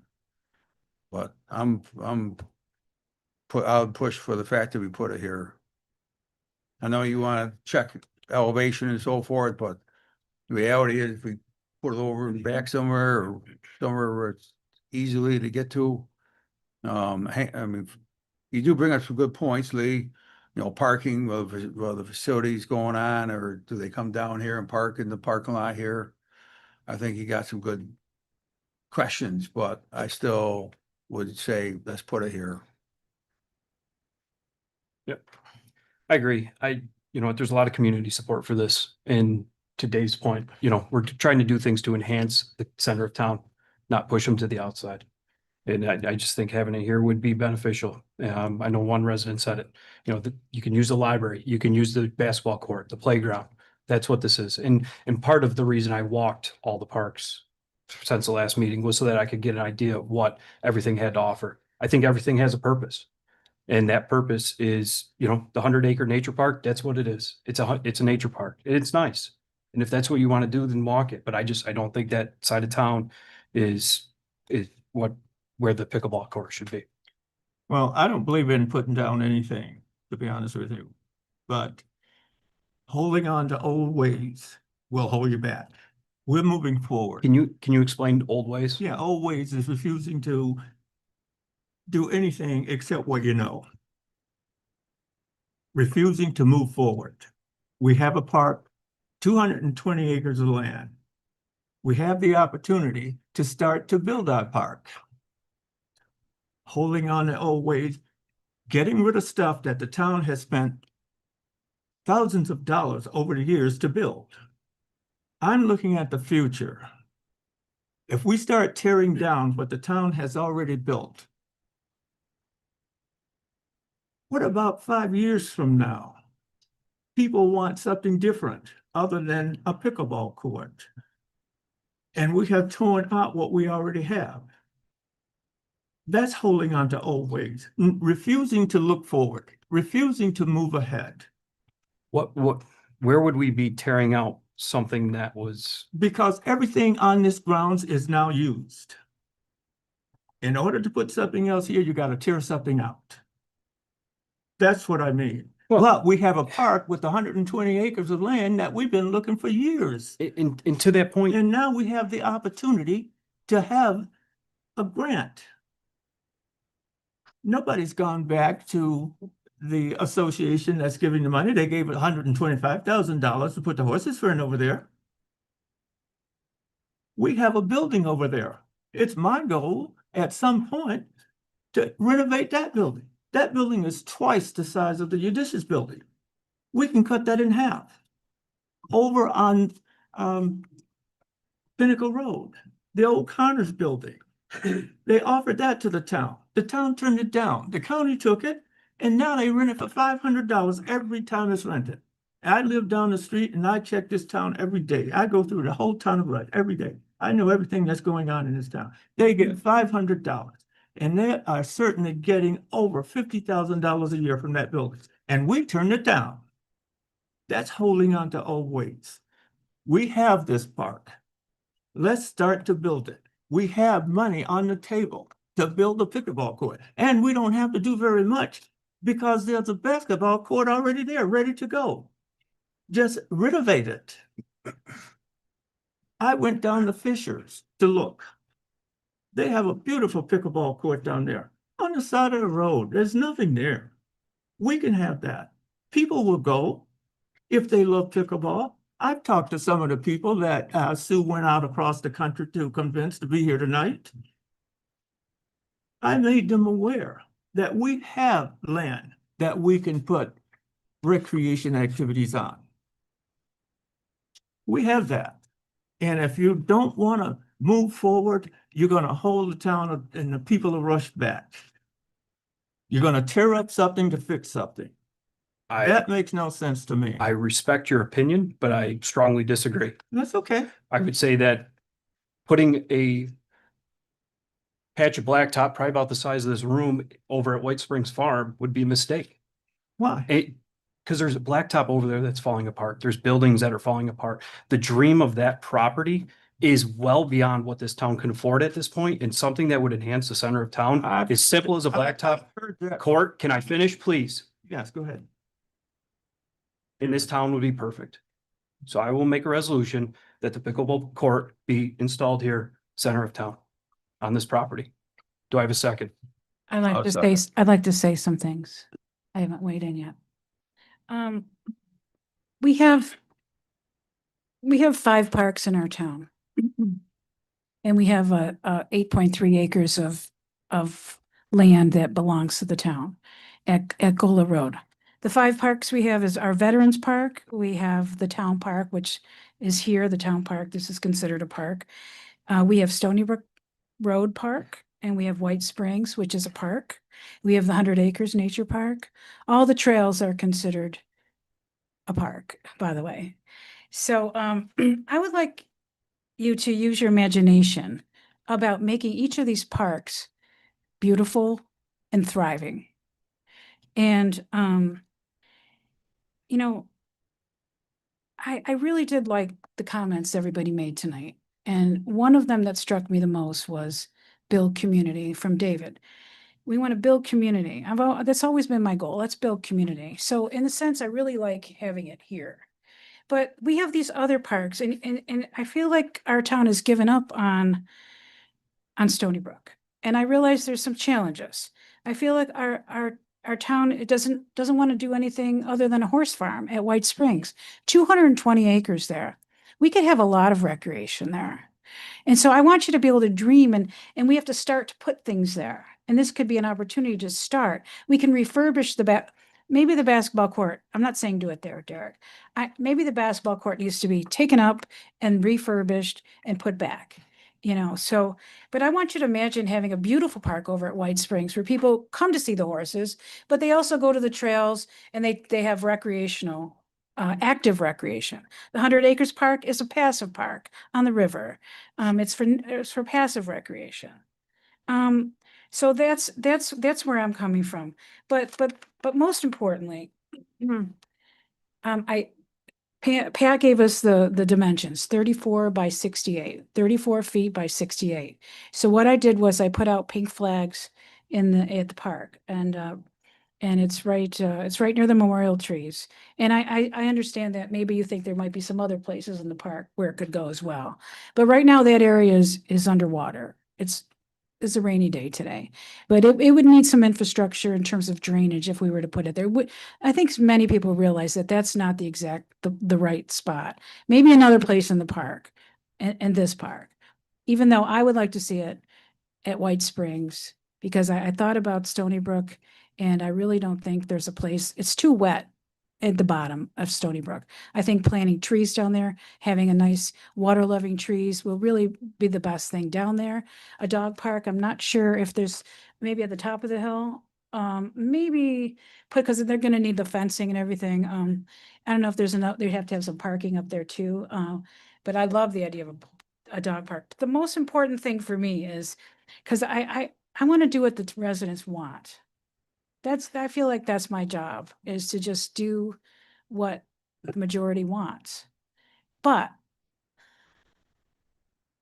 every time I make a decision for my own home and my own family, it's about mechanics. You know, I'm not going to put in new countertops and new cabinets before I take care of the heating system, before I take care of the foundation, the electrical, and the windows. So the thing about this site is, as I say, this is probably my catchword because I've said it so many times, basin. This site is the basin of the town. This site has flooding, and there's flooding. If you ever see the dam flood, and you see the creek floods and it starts to swell all the way up to the baseball fields. And so 4 years out of the last 8 years, it has flooded all the way up to the baseball fields. Okay, so you've got the flooding coming from that way. And there's things I know we need to do to make it better. But you know, it's a dream. A lot of things depend on budget and grants, etc. Then we have flooding that comes from Middle Road, Jeffords Road. We have it come from Henrietta. We have some, you know, there was 251. That bridge came out in Mendon. So we've got flooding that always, I think it's all trying to get to the creek, the Honey Creek, and then I think it's all trying to get to the river, the Genesee River. So this is a sponge in this town. So for that reason, and even everything that you said, I want to go along with you. I really do. But I am practical, and I just cannot put anything impervious. I cannot say yes to this here because it's more impervious surfaces. And that's what's causing the runoff is rooftops, blacktops, impervious surfaces. We need pressure run or whatever that you can let it drain in. You can let it grass, bushes, hedgerows, all of those things. So make sure I covered my points. So we got the flooding coming from the creek, and we also have the flooding coming from all these other places. So we've got it coming from two different, or maybe several different directions. And we have a very wet basement. I think we had to replace, did we have to replace the whole furnace? We had a lot of flooding, and the foundation needs help. And what do you call it? When you run it's always running. I've been down to the basement. I want to go back. The sump pump.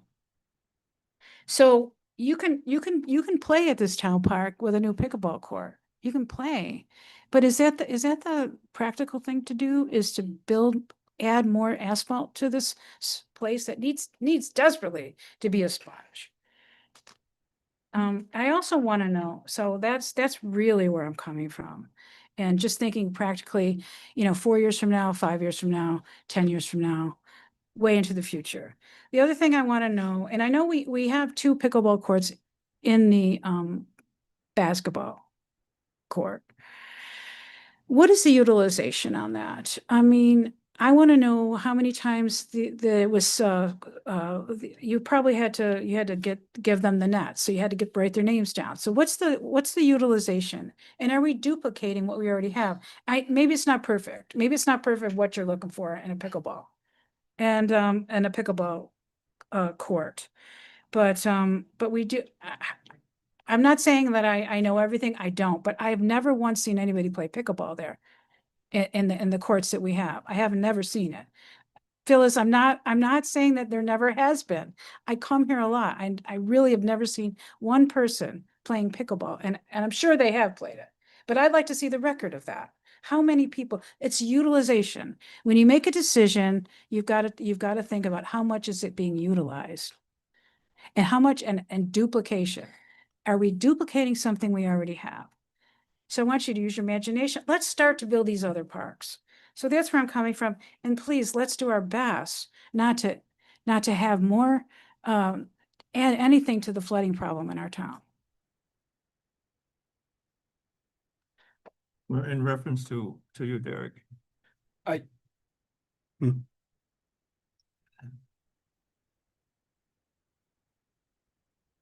I say because we have until December to build a pickleball court. Has to be spent by the end of December. Right. So that means we have until December to have it built. The highway, they have projects also on the wall. I guess my question for you would be, you say you want to move Rush forward.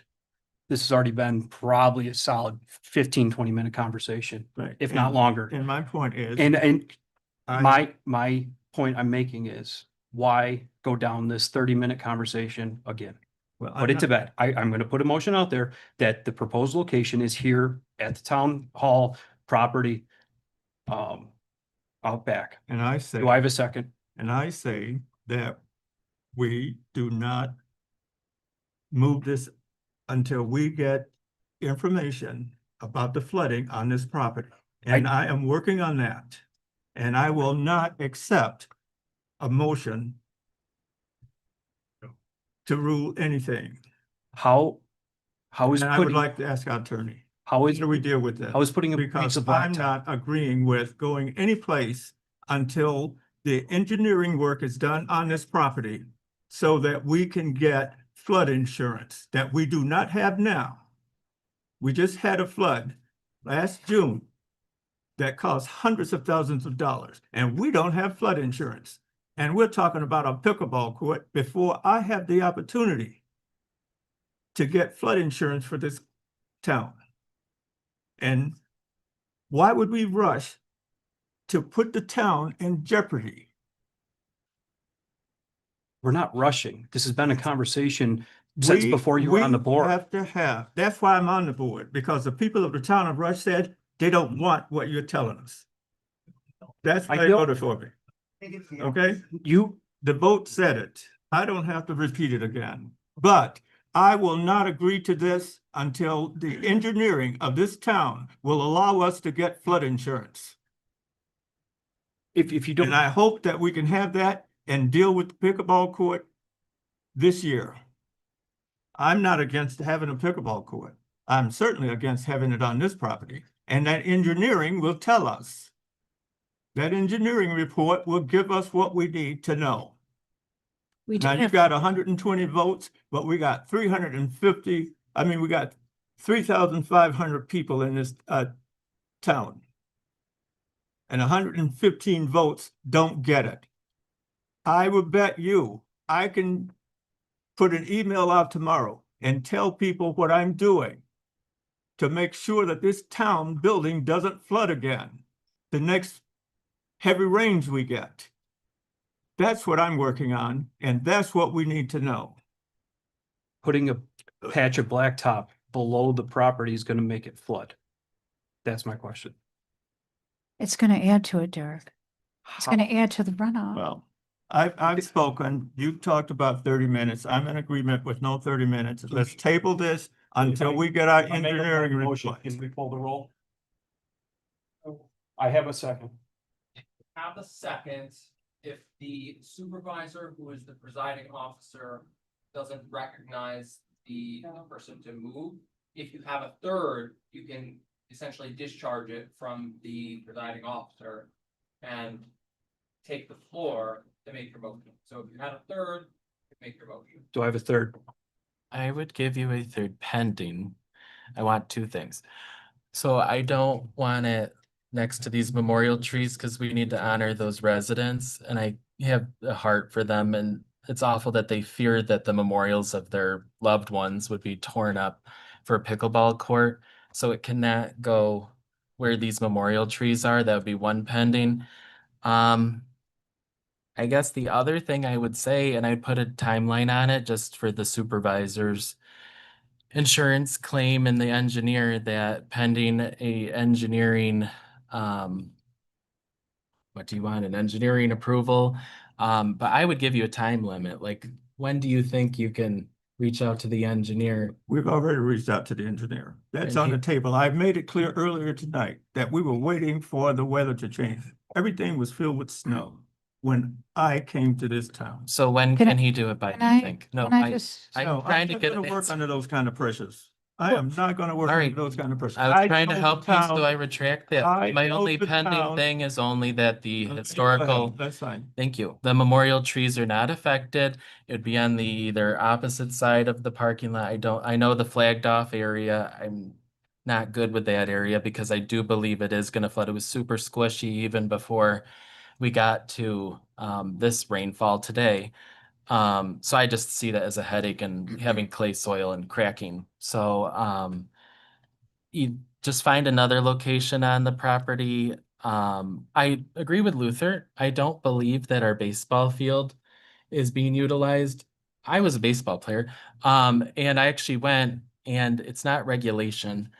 And the bases are covered in grass and can't be used. It's gotta be on higher ground. I'm not saying it shouldn't be, Higher ground. I mean, I don't want it here, but I think we should decide where, if it's not, So where What on are this you town. trying to say, David, uh, being the assistant town leader of this town. that you entrusted that me with you as would- long as this board. That you would not trust the fact that we need an engineer's report before we move forward with anything on this property. So that we do not have to deal with this town flooding again. And Are you telling me that you're gonna get involved in that? Please let me talk. So Please let me. before Pat, I have to say something. I know, Go but ahead. That's fine. You go ahead. You're gonna do that. You're gonna, yeah, as a leader of this town, you're gonna put this town hall in jeopardy of flooding until we have time to see that that's not a problem. I am not the leader. I am the deputy supervisor who you asked and entrusted to this position. I don't know if all these people voted for me. I'm sure a couple did, but regardless, I am a representative of those residents. They live in this town. So I don't care if the 123 vote for me or don't vote for me. I still represent for them regardless. And I did try to put on the table for you, getting your engineering report before you shot me down. We will get the engineering report. When can you get it by? That's what I was Not asking. The engineers ready to do the work now. So They you can give have you it done a- by the end of the month. I can't tell you that. Okay, so then I can't put it on the table. But, So I would like to hear from Pat, though. I hope you would recognize your recreation No, I'm not supervisor, but recognizing all right. anyone else. We will have a time to speak at the end of the meeting. all right. So my only condition is that you don't put them next to these memorial trees. Can you all, can the three board members here process, and maybe I can work with you on where exactly, I mean, the best place would be? And it sounds like you're gonna have the vote, so even at the next meeting, you're gonna be able to vote for it because you have the votes. So it's not like, In town center and not affect any memorial trees. no, but I mean, but I think that it can't be innocuous. You gotta say, this is exactly where we're gonna put it. You know, what's your recommendation? And I think in 2 weeks, you can talk it amongst yourself. This would be the best place. You're gonna have the votes no matter what. This way it's be a little more concrete as where you think it's best to go. And then you'll have the votes. I'm sorry, Mary Ann. I think I'm gonna go by what the attorney said. There's 3 votes and I need to call the roll and then the board. So you agreed to amend your, Yes, so as long as we don't affect any memorial trees here in the town center. Well, are you saying where I put the flags? It's not gonna be there. I haven't seen where you put all the flags, Mary Ann. So I think that it wouldn't hurt to just see where I put the flags and look at the town park. There's and plenty of that- property. So the vote has been discharged pursuant to the 3. Now, if you want to have further discussion, you may before the roll is called. So I think we've. There is Good. such a thing as impervious blacktop. Which will allow water to pass through. To save this town. It's not cheap. that would be called. Yeah, that's permeable. Permeable. Well, that's better. Luther, can you say that again? There is a product out there makes a blacktop that allows the water to pass through it. I don't know the density of it as far as, I guess nobody on high heels be walking on it because you're out there in sneakers playing a game, I guess, but that blacktop will allow water to pass through it and not sheer as like a parking lot, as you would think. So that'd be, even if there's an upgrade for us, that would solve the issue of runoff, flooding, whatever. I think Something. we should try to go with what David had recommended with an engineer as soon as possible, pending the engineer, because don't you want the town hall to be drained properly? The town hall No, was don't- flooded 3 times. You know, we don't want to put it where there's the septic system or leach fields or something like that. There to get that insurance. And I'm they still do gonna it. tell you that an engineer did the park and they put the drainage pond in. We're for that not reason. giving you the opportunity to speak now. Yeah. That's, please, public, please keep the public language has no- appropriate. The town is flooded 3 times. And you lost your insurance. And now you're gonna take a chance of losing it again. And you won't give me time to do the engineering. You have time to put a pickleball court here. I can't. All I ask is the You're having- engineering. You need to speak into your mic. Say that again. Can't hear you. Well, Town is he was flooded talking 3 to Dave. times. And Derek was on the board. And they let the town of Rush lose their insurance and didn't do anything about it.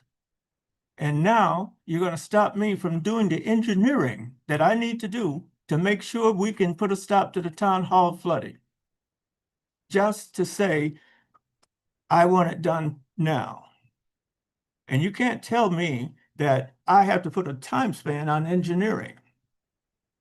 It's gonna I happen. don't know. It's gonna happen. We just want to find the much right time it place. I have no idea how much time it takes.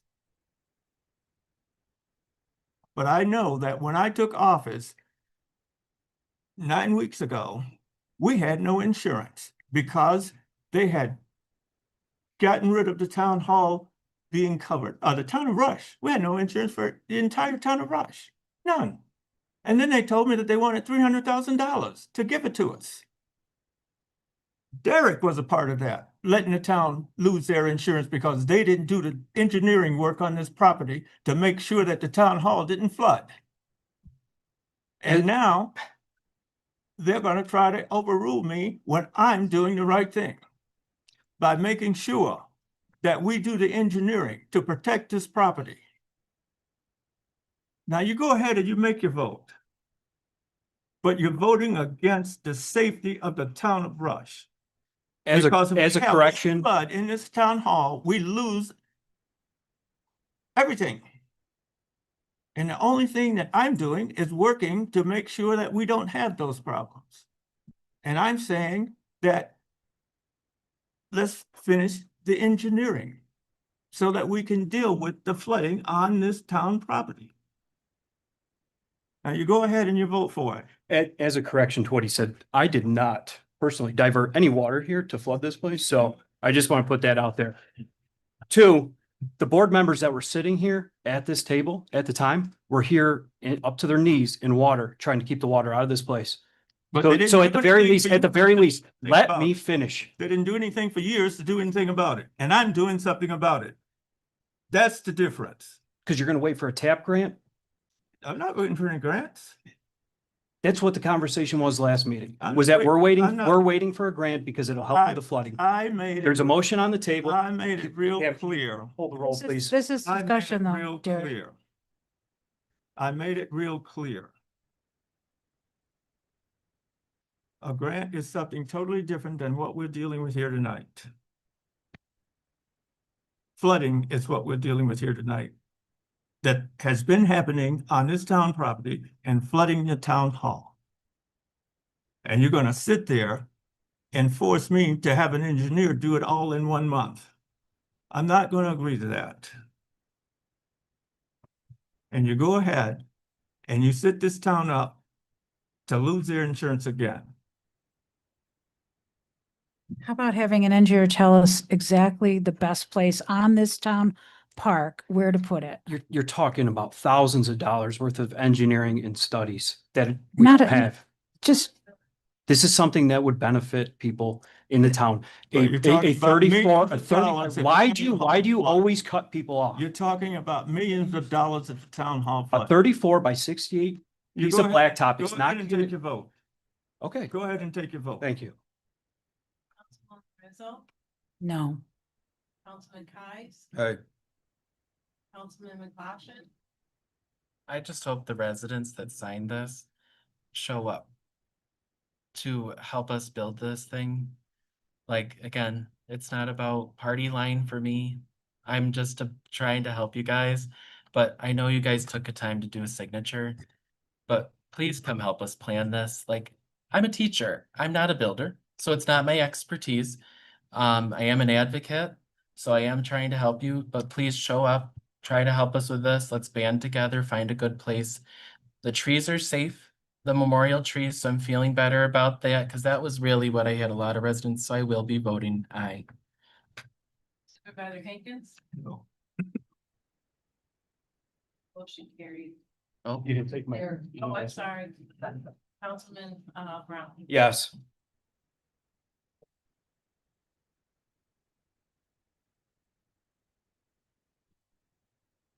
Next thing. Increase in cost of alcohol after school program.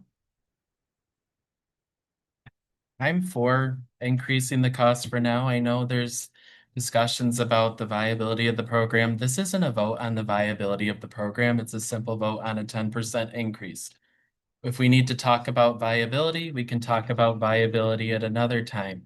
I do believe the program is viable. My numbers that I just calculated from the spreadsheets is a surplus of 14,775.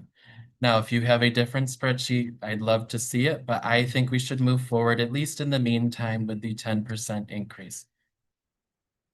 I would agree with David.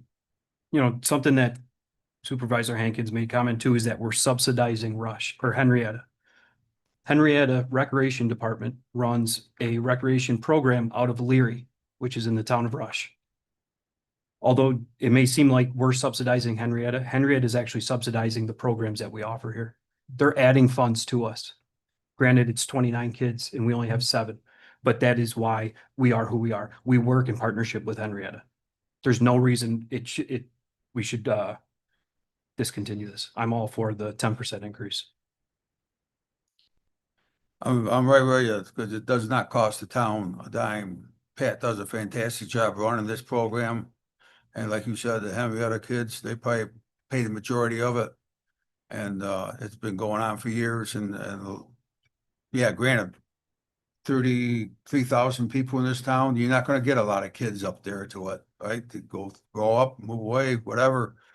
But it's been an integral part of this town for years and say it does not cost the town a dime.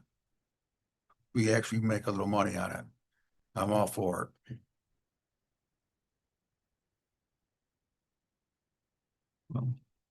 I would like to understand the money better, because right now it seems like there's 6 kids in Rush that are being served, and I want to serve the kids in Rush. I will vote yes for the increase, but our job is to provide for the town of Rush. So I am concerned with what's the best way to do that for the Rush kids. I think ultimately in the future, it'd be nice to expand on the program and continue to build it. It's a very, very affordable program compared to Cub Care, which is offered by the school. And I appreciate what the students came here and spoke about.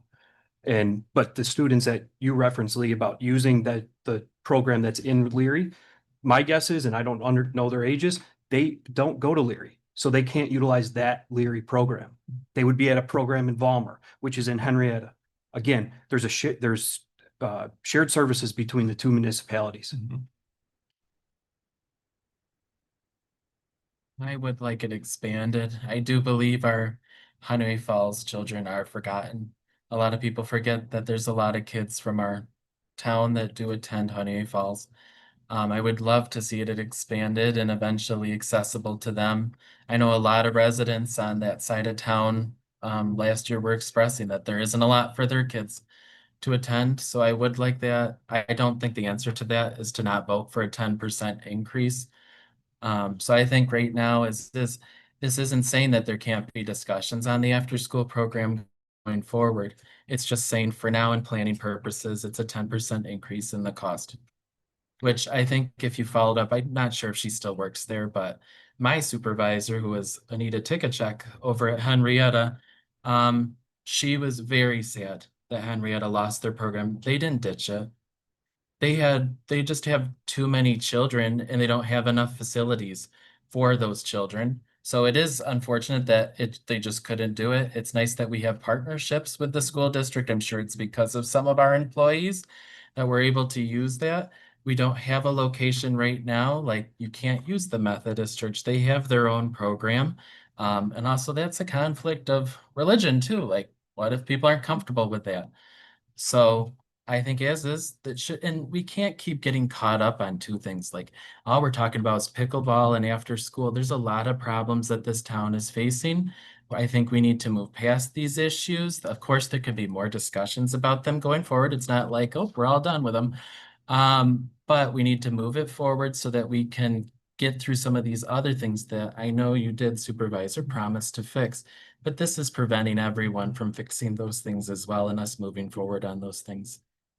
I reached out to Bonnie Coddington, who is the Rush Henrietta Coordinator of Community Programs, and she wrote me an email back supporting it as well. And she wrote, the Rush Henrietta School District allows for outside groups, agencies, and municipalities to use district facilities. There's no cost for use during regular scheduled building times. There would be a charge for hours outside of scheduled building hours, additional staffing for large events, and for use of equipment. But right now, everything's free. Our three local. This is not time for that part of the meeting. I'm reading something that's supporting the program. It's not time for that part of the meeting. We need to move on. You talked about talking for 30 minutes on one thing. We need to move on. We had other things on the agenda. We need to make a decision about the increase. I'll make a motion that we increase the, before I say that, I can't believe that we can't work together and you can't let me finish reading something. Because it's not time to do that. When is the time? The time has come and gone. You want to just make a We motion then? We have something on the table now to make a decision about. Nobody's That made a person- motion yet. You're starting. I'm starting it. Oh, I'll make a yeah. motion that we increase the brush aftercare program by 10%. Second. But it has to be recognized by the supervisor unless there's a third. And I will not do that. We will put this on the table and we will look. and Do I have a research it third? better. We will look and I second. research it better. Do I have a third? You would have to be third. I think I Oh, got over you a on third. that end. Motion is discharged. There can be further debate if you'd like, what the clerk could call for.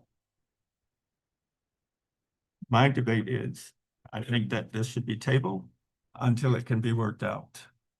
You can still work The on town it. of Rush is still running a program for the town of Henrietta. That's the issue that I have. Nothing else. Lee, I do think that you could bring that up under a different time too. You know, you could still bring that up. Fine, thank you. This is just as is because nothing's changed. It's as is, we have to plan as is. So it's a 10% increase as is. Also, if we're making the debate on other residents using our programs, then that would have to stop every program.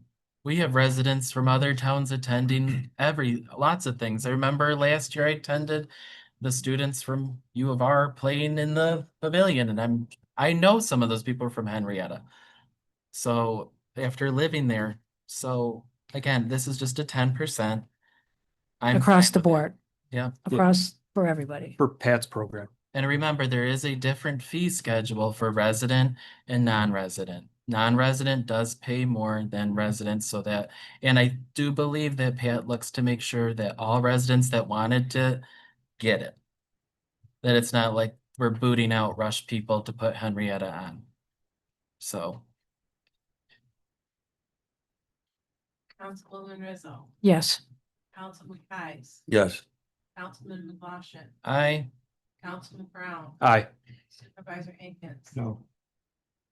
Motion carried.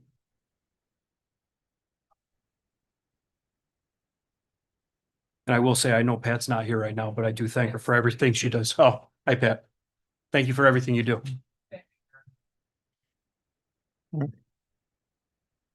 New business? New business? Resolution authorizing deputy town clerk attendance at the New York State Town Clerks Association Annual Conference. I move to authorize Deputy Town Clerk's attendance at the New York State Town Clerk Association Annual Conference Monday, April 20th through Wednesday, April 22nd, 2026 with budgeted funds. Do I have a second? I'll second. Councilwoman Rizzo, Yes. Councilman Kais, Yes. Councilman McLaughlin, Aye. Councilman Brown, Aye. Supervisor Hankins. Aye.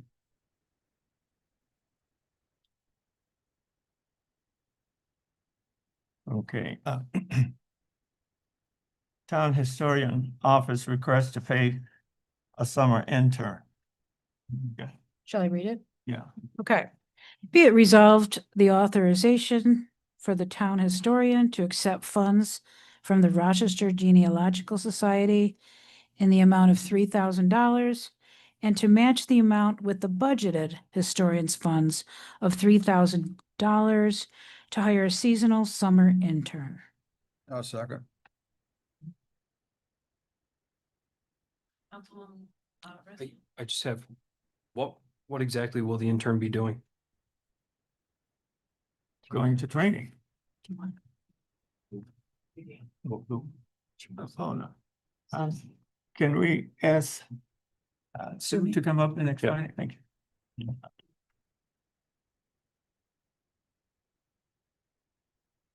I will advertise to the local area colleges that offer programs in either history or public documentation preservation, that type of thing. The intern would be working on editing and digitizing images and documents that have already been seen. Partnership that is the Rochester Genealogical Society last year.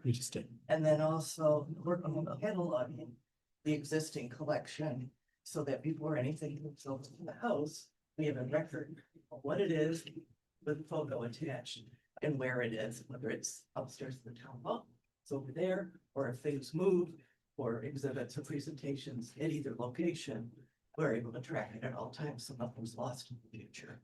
And then the third would be a research project involving Rush cobblestone properties. And, you know, my idea, I wouldn't want, to me, cataloging is tedious. I wouldn't want to have someone just stuck with that one single experience.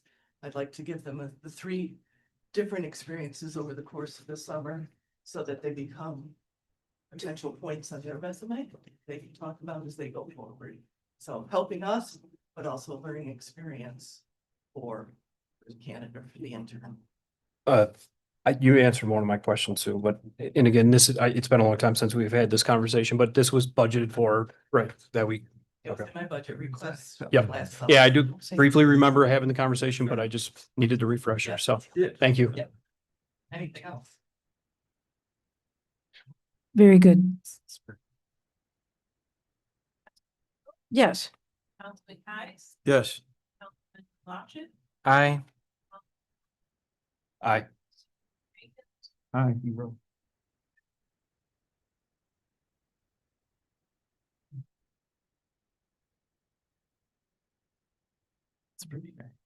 Resolution to schedule a town board workshop regarding zoning codes change and update to R20 and R30.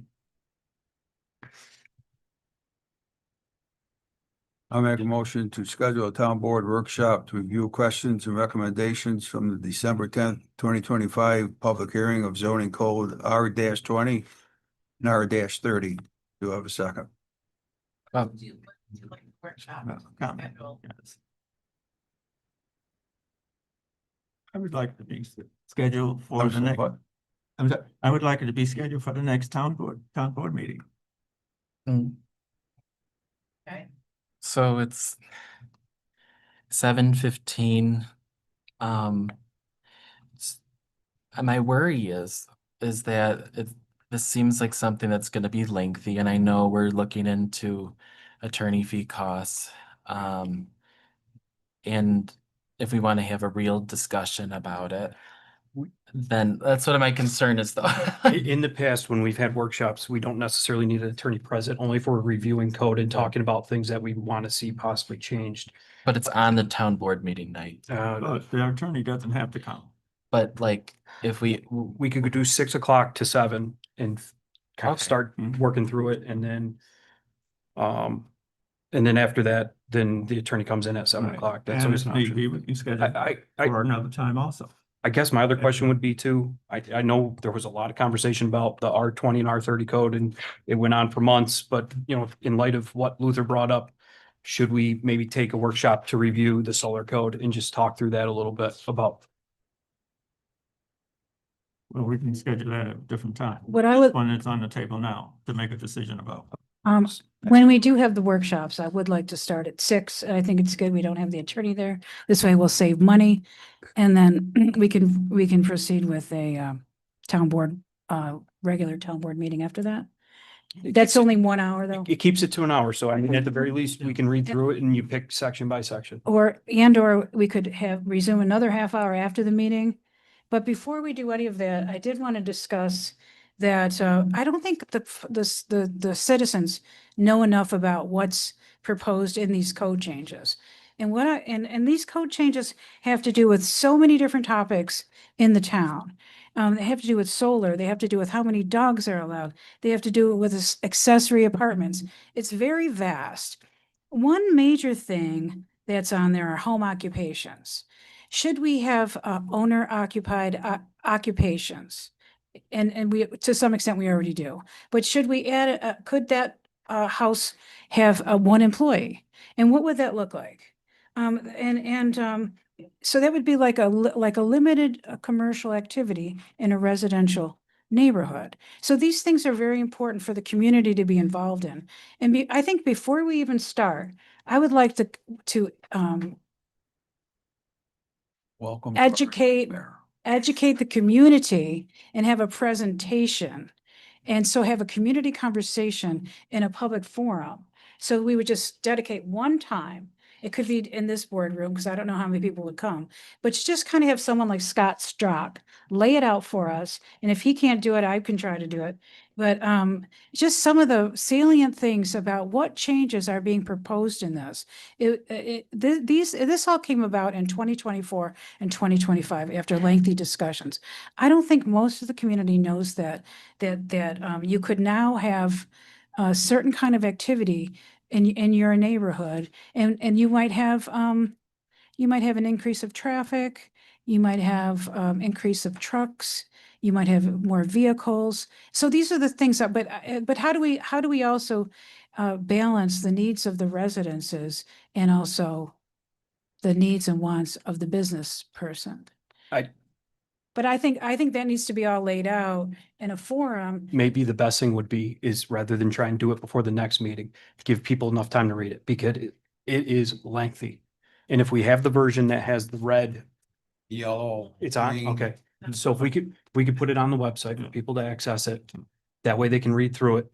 But what I would do is like to have it on the front page of the website. We'd like everybody to read it, but we have to inform the public that this is coming. And so I would like to put it in the newsletter, which we can get in before the deadline.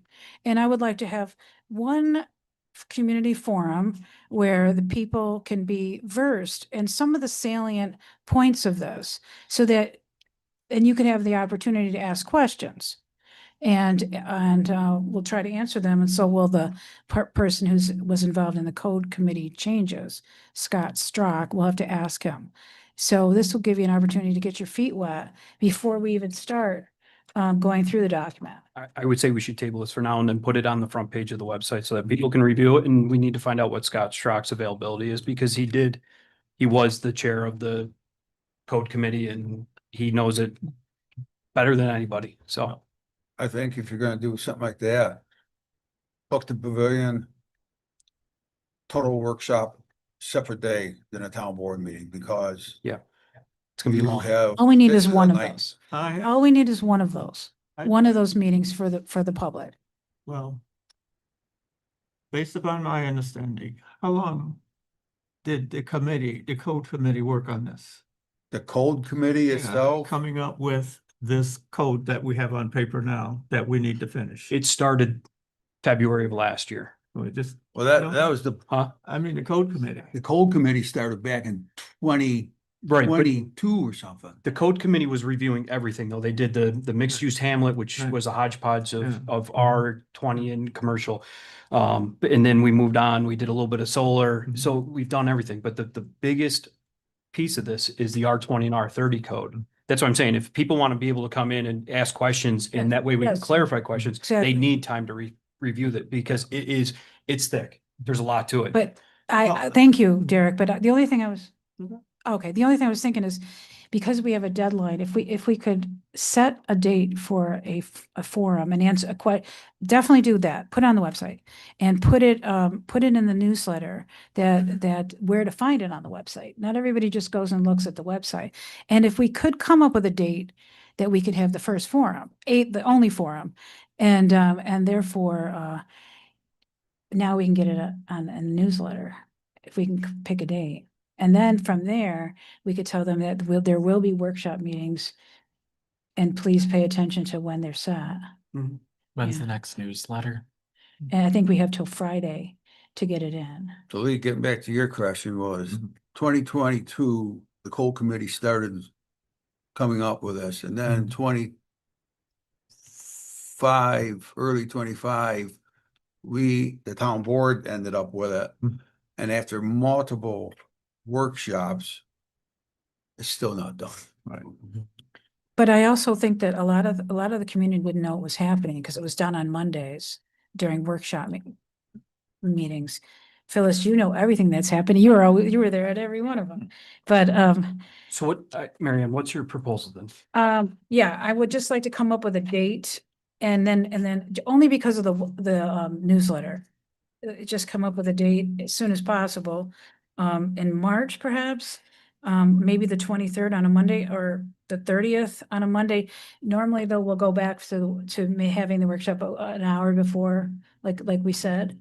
But just for this, do you think we're gonna have more people than here for that? Maybe we can just meet here because I don't think we're gonna have more people than 20, 30 people. Well, let's set a date. This thing time affects for what- everybody. This thing affects everybody. Mary? So that's a good point. It can't be the 23rd because that's planning. Well, no, that's 23rd. Never mind. I'm thinking Tuesday, Mondays. Sorry. My calendar, just looking at it. You can throw out some more dates too. I mean, I just saw them. They're Mondays. No good on the 30th. Yeah, I do. How about the 23rd? 23rd, I'm okay. Fire meeting, well, I'll take it off. 23rd of March. 23rd of March? But when does the newsletter go out? Or would you like to do it on April 6th? The meeting has to be noticed if it's a public meeting. It Yeah. will not be.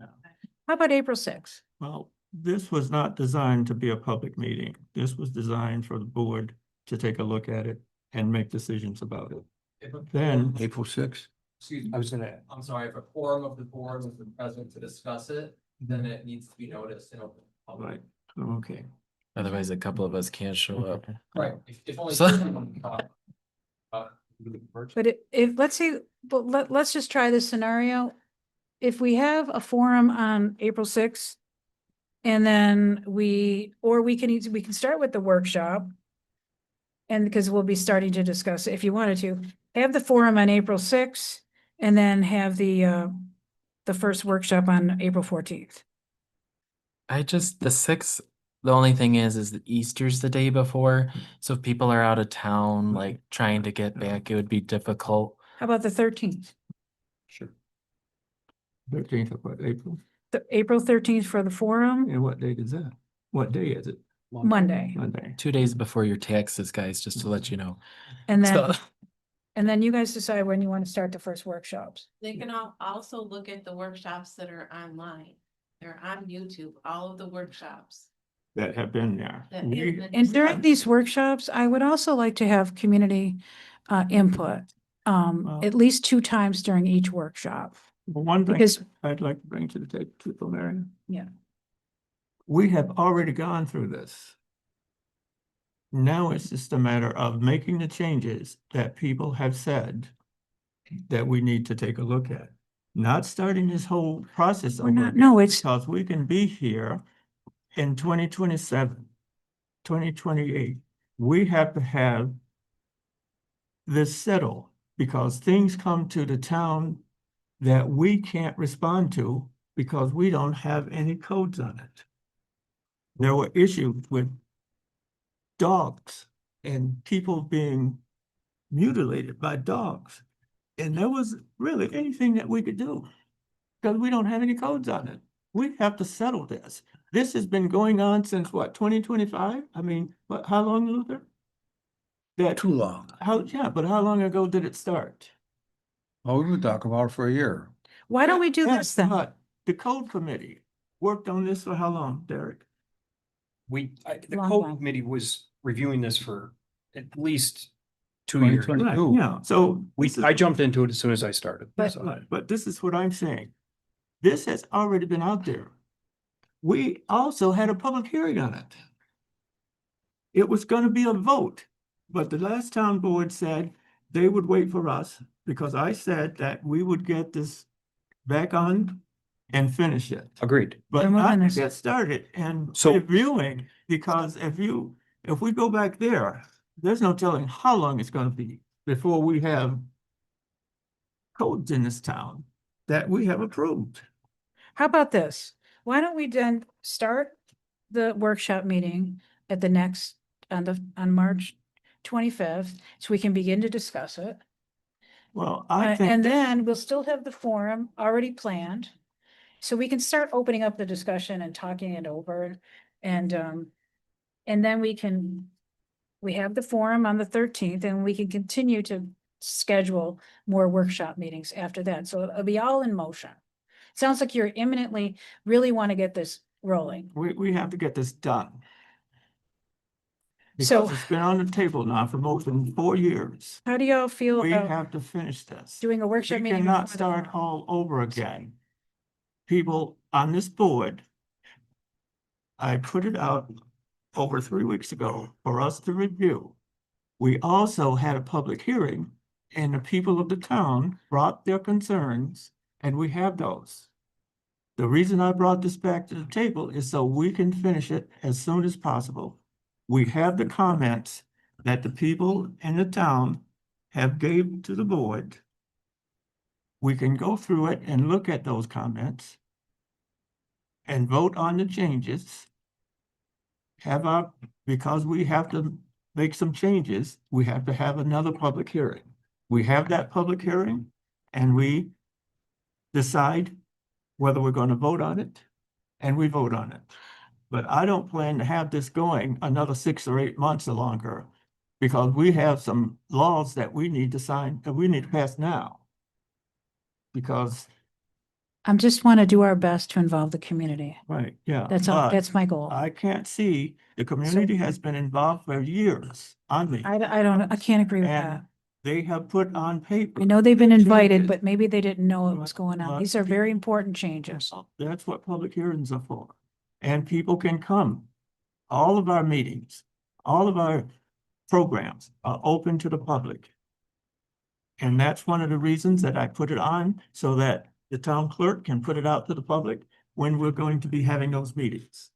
So that people can come at that time and give their input. And Derek just mentioned that if we put it online, people will have time to read it for themselves and come up with their concerns and bring it to those meetings. But I cannot see us starting all over again because We're not that starting will over. open up a box. We're not starting over at all. We're going to start with that very document. Right, And we're going to discuss it with the community. right. And And- that's in an that's open good. forum. Let's take a time, a date that we have that meeting. so that we can discuss these things. So are we scheduling the public hearing for the April 22nd Well, as written? Is that? 22nd. if the board here April doesn't 13th? agree, they want a different time, A- then we can do that. April 13th. But I put that down because we had to have some date to start. Oh, no, that, So if we're going to have no, that's other Tuesday. meetings, if we're going to have other meetings, we set the dates now to have those meetings. So it'll be during a town board meeting. So do you guys think that, or should it be So a different time? April 22nd? Workshop. I'm sorry, I didn't Public hear you. hearing. Okay. Public hearing on the 22nd of Yeah, April no, to hear the public's input. on- We don't know when we're gonna be done discussing the Well, whole that's it. workshop. So I guess meeting. part of it too is we can sit here and discuss it all we want. But until we get the community's input, which is what the public hearing will do, then we have to review it again. Minimally, you see what I'm saying? So we put it on the website now. Right. Everybody has time to review it. We put it in the newsletter. Right. We have the public hearing on the 22nd. At that time, we review all the input from the residents. Following that, if there's any changes that were, there's one focus on one area that we need to change, then we make a change. We don't. But we don't have the to- Community. We don't have to vote on it that night, though. Community would not even, until we involve the community to know and get this on their radar. We got to get it on their radar. That we're discussing this. We're going to alert them on the website. We're going to alert them at the newsletter. We're going to have a public forum, which I appreciate. And then we're not going to be ready for the 22nd is way too soon for a public hearing. Because we still have to go through the entire document and process it, and listen to the community. Well, that's why I gave out this document 3 weeks ago. So that the town board had time to go through the entire document. Even the town attorney has gone through it. So that has happened. We're not going back there. We're moving forward on this one. So let's set a date that we will have the meeting to review it and have the town board and the people of the town give their comments. Then we have a public hearing. The hearing has to come after a lot Then of the we have process. the meeting after the public hearing and we decide to vote. But we're not going back because when you start bringing out people to come starting over again, we can be 2 or 3 years down the road and we have to have some laws because we have things coming before this town that the town code enforcement and the town building inspector cannot even respond to because we have no laws for it. I'm just saying, Luther and I've worked on it from the beginning, So so let's set a date. Well, let me ask this question to the community. I will set a date. Do you We'll give want some dates. to see limited commercial activity Well, with your next door neighbor? The Do you want to meeting- see a hair The salon? time is closed. What are the hours of operation? Do you want to see a Town- veterinary? The time is closed for discussing it. We're coming up with a time now and a date to have our meeting. Yeah, That's to everybody, but I'm asking you not to speak any longer. So We're setting a time could do a and workshop David is on- getting a time, a date for us. And let's- And you will have time to do How about- everything that you want to do. it's premature to set a date for the public hearing. how about this? Even if we leave Let's we get can the- cancel the public hearing if we wanted to, Right, you have a. if we didn't feel we were ready. We could set a workshop for 8th of April. We could set a workshop for the 8th of April at The 6 eighth. o'clock. The 8th of April. at And 6 then we o'clock. could have the public hearing set for April 22nd, which is the following meeting. Can you give us those dates? You just said it was so dense. There was so much to go through. We're not going to be ready on the 22nd. You were sitting that now, yes. We anticipated this because States now. We're setting those dates now. it's indoors. In the We- paper, that's if what you the- change that. We're not gonna change it. We're having those dates now. So April 8th, 6 And to you 7 will have PM is the community workshop. It'd be all And- in the same resolution. But we No, can't go back. All right, so I so move to schedule a workshop at to review R30 and R20 residential R30 and R20 code at the offices of the Rush Town Hall, 5977 East Henrietta Road, Rush, New York, 14543 on Wednesday, April 8th at 6 PM. Oh, suck. Do I have a second? Luther second. Could you call the roll, please? So This is a workshop? Workshop at 6 o'clock on April 8th. Yes. We're gonna do the forum after that? What's that? Are we gonna do the forum after that? No, we can just roll right into a regular town meeting if people that sit. No, I that- mean, we're gonna do Well, that's good. a forum after, On the 20, and then we got to read another resolution for No, go that ahead. on the 22nd.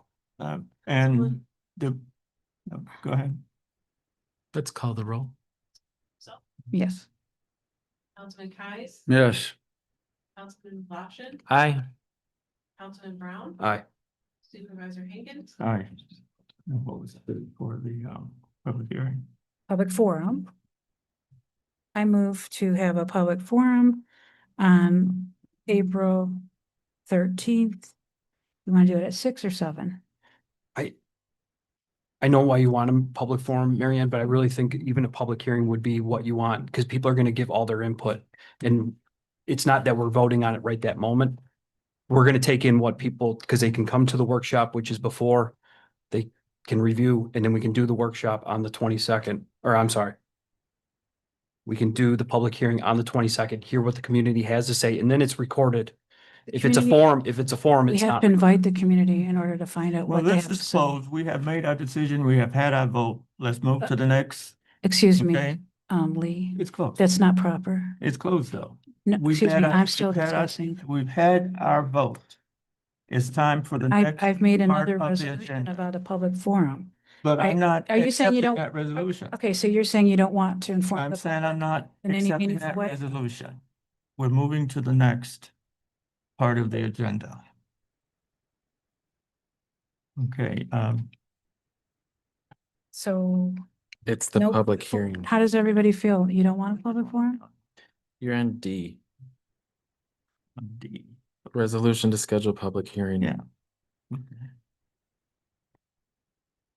I'll move to schedule public hearing of a local law to amend chapter 120 zoning code, residential district R20 and residential district R30 at the offices of Rush Town Hall, 5977 East Henrietta Road, Rush, New York, 14543 on Wednesday, April 22nd, 2026 at 7:15 PM. Do I have a second? I'll second. Okay, discussion. Before a public hearing is set, we need to have a document that we can present to the public. They need to be informed that these very important changes may be happening in their neighborhood. We are not allowing for all that process to happen. And we do have a document, but this particular It's been. this on- particular town board has not discussed it, and there has never been enough outreach to the community. And I want the community to weigh in. We work for you, and we value your opinions. In order to do that, we can't start a workshop and then 2 weeks later have a hearing. We're not ready to present that to you yet. So Any other comments? I don't think we would have to move forward on the 22nd if we weren't comfortable with the amount of input. That's what I'm saying. And I think it is a nice thing that we have that little workshop before the board meeting if people are going to attend that, and then they could use their public comment period to put it on record, some of the things that they'd like, and we can review some of those comments. And then after the public hearing, I hear what you're saying though. If we're still not happy about the input from the residents, we don't have to vote. We could continue more things and getting more process to bring people in if needed. I think though we are going to advertise these right in the newsletter, these things, maybe we could fit them in as long as we're not against the deadline. I know that Pam's going to put out the newspaper and official notices, but we could have some unofficial notices in the newsletter as well that these things are coming up. And also again, like this is on record. If people have a lot of input too right now, please email us, like flood us with emails with stuff like on the zoning codes if you have a lot of input and can't make those meetings.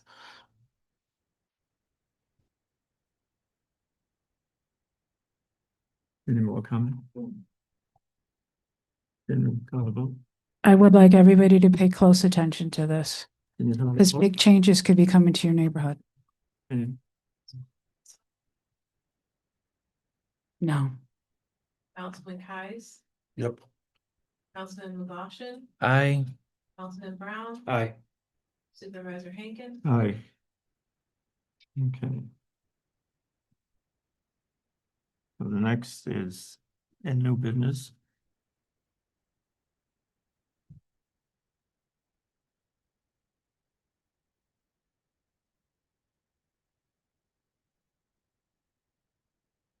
Discussion to advertise for an IT communication specialist.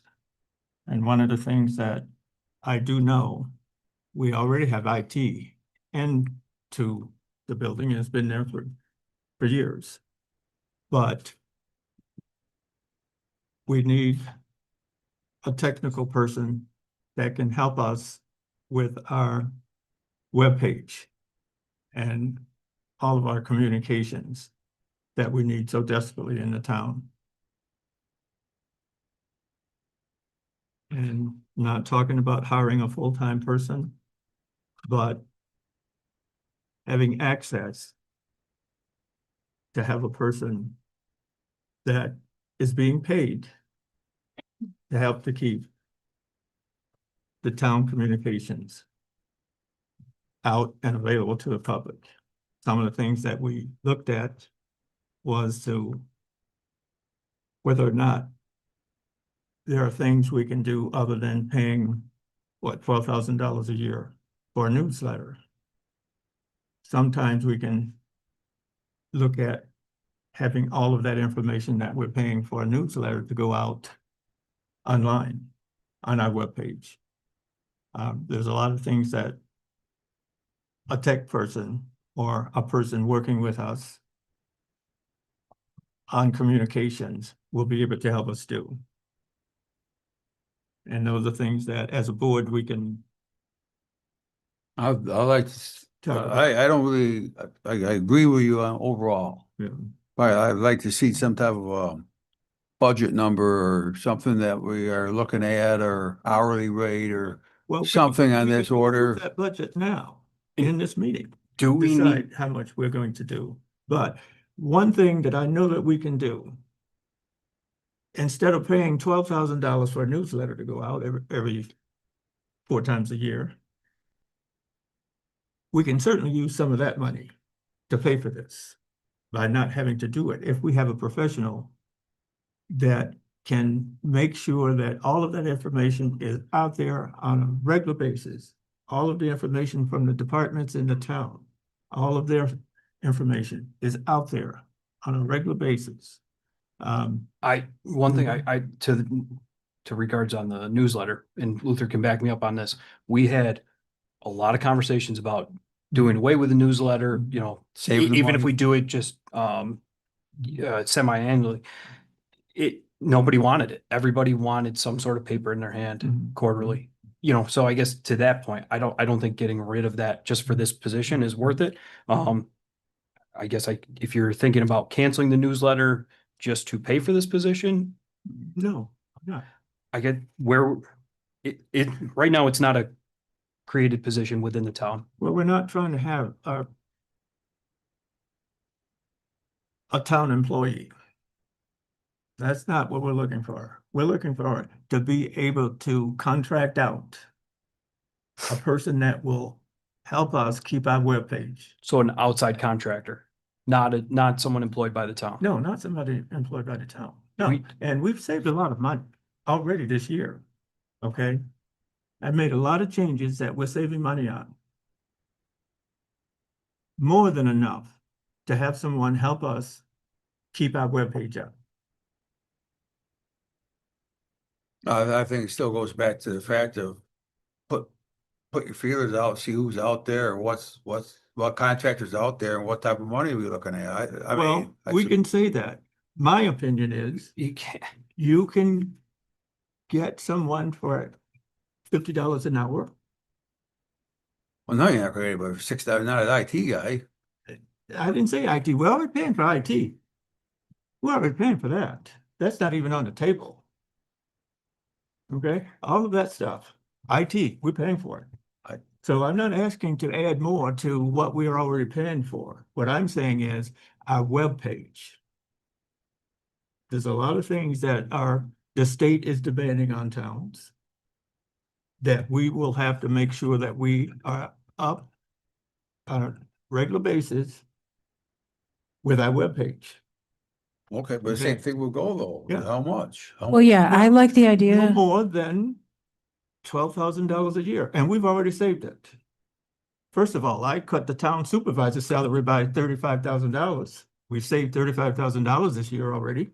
No, Okay. but we never budgeted for 70 though. Because I said so, and then it was changed. Yeah, it's. Only that. It's at reason. 70? It's at If I was not the supervisor, it would be what, $78,000 a year.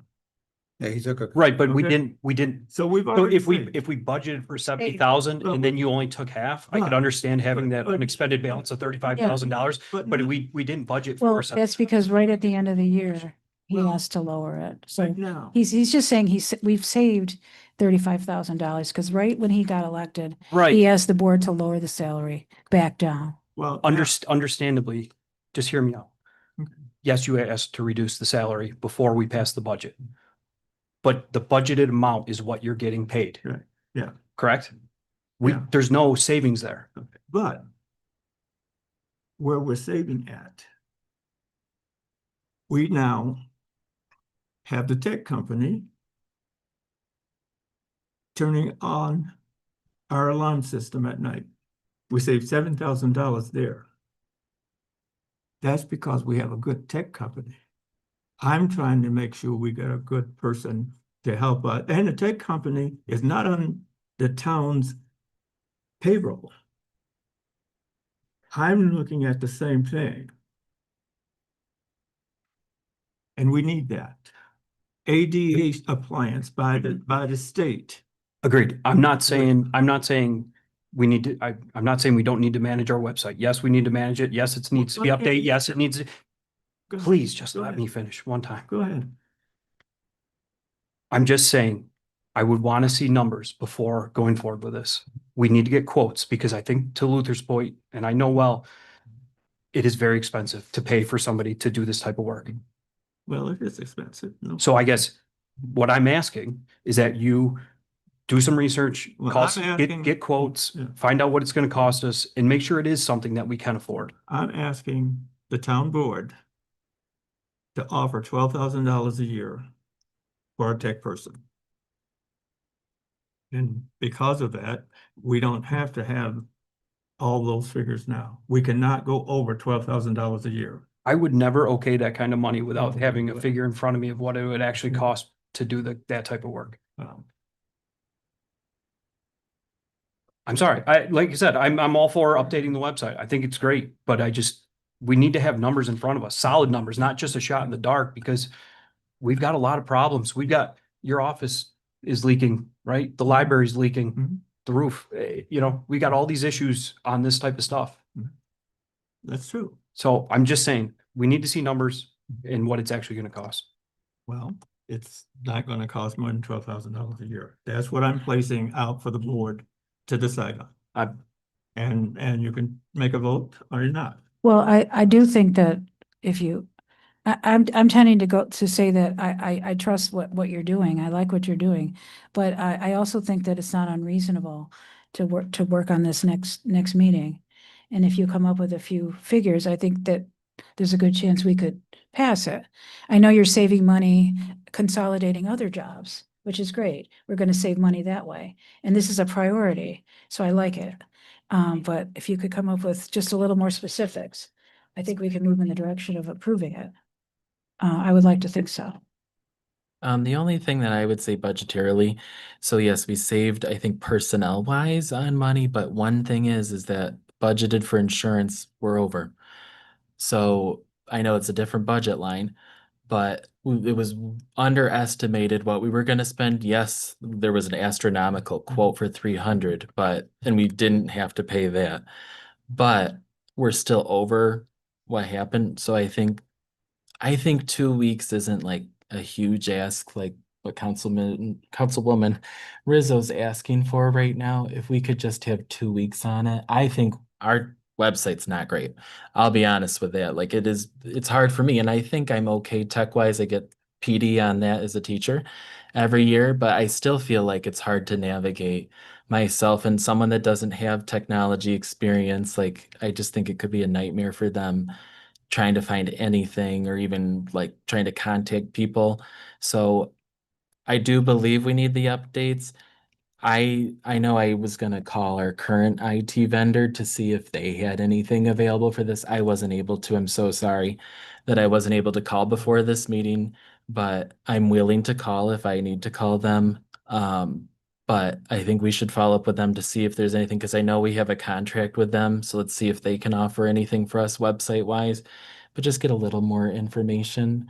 But I do believe we need to update it because we aren't ADA compliant, as you said. I just need a little more research and I need a little bit more time if I need to do some homework on it. So Sounds good. And that was no business anyway. Well, that's fine. I don't mind people doing the research.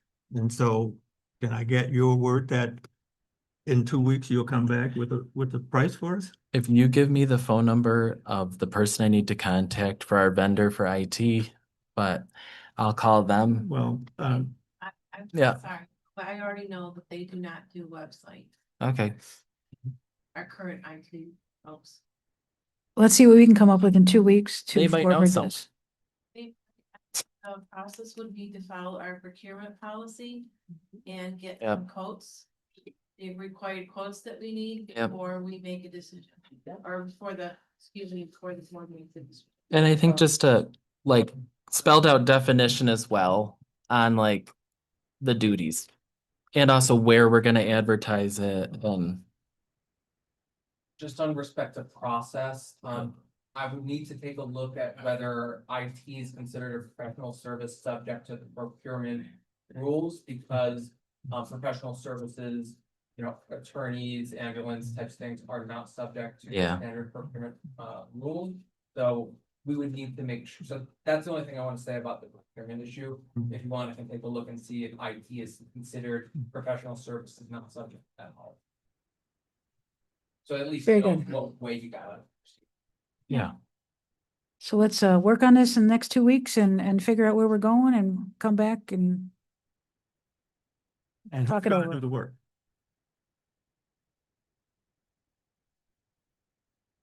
Well, do we need to talk to the attorney about it? Do you want us to follow up? Because I know there's a memo that we shouldn't reach out to him unless we have your permission. Well, we can also look to see what the procurement procedures are. It's pretty simple to find out.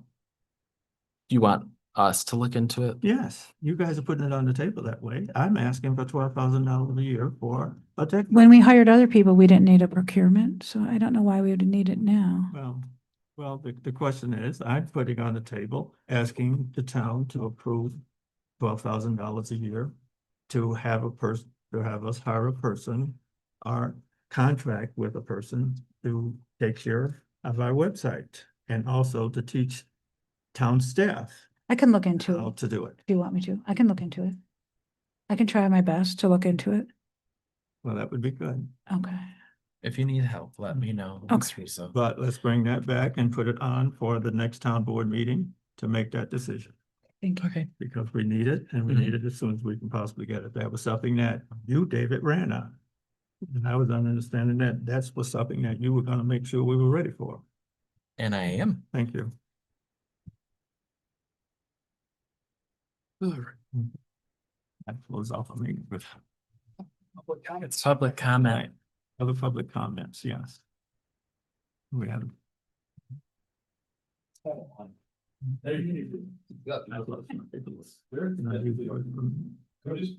first, I'd like to thank the court for the vote on moving forward on the pickleball courts. I can assure you that the signatures that were presented are a cross-section of the community that were active pickleball players. I think you'd be surprised if you were here during the spring or summer on 9 o'clock, 10 o'clock in the morning through the day, that place is pretty busy and would be. With regard to the other parks, I think it's great to try to develop those, but I think those are the things you want to have a long-term plan and start to study and say what would fit into there, not try to, pigeonhole a pickleball court in at the last second. I mean, they're great parks, but I think you need to have a plan and figure out how to get the right infrastructure there. Third thing I would say is, Pat was tasked with jobs to get grants and to try to do things. Pickleball is something that she's been working on for years and years. So in a lot of ways, I think, she really was not treated very well for trying to do her job and get the grant. She gets a grant, she does all that work, and there was a lot of pretty nasty things said about her and pretty harsh words about some of the things that she did, which I think is kind of inappropriate. And then last, as long as you were talking about the IT position, I would just say, like anything, like a job or anything, it seems like you want to have a job description or an RFP description of what it is you're looking for. Because go spend $12,000 and say, well, it may eliminate the newsletter and they're going to work on the website. And they're going to have all the information from everybody. I think you'd wind up spending $12,000 and the person would be running 100 different ways and they probably aren't going to get much done for you. So it seems like you should have a description of what you want. So you can, just like an RFP or a job description before you spend that. Thank you. I had one over on the table there. Exactly what you're asking for. Yeah, that's what they When just you came asked in. about. It didn't seem like that you had many answers there. So if you had that. Well, I gave it to the board and I gave it to the town tonight at the meeting. So thank you. Yeah, thank you. It didn't appear as they knew that. I'm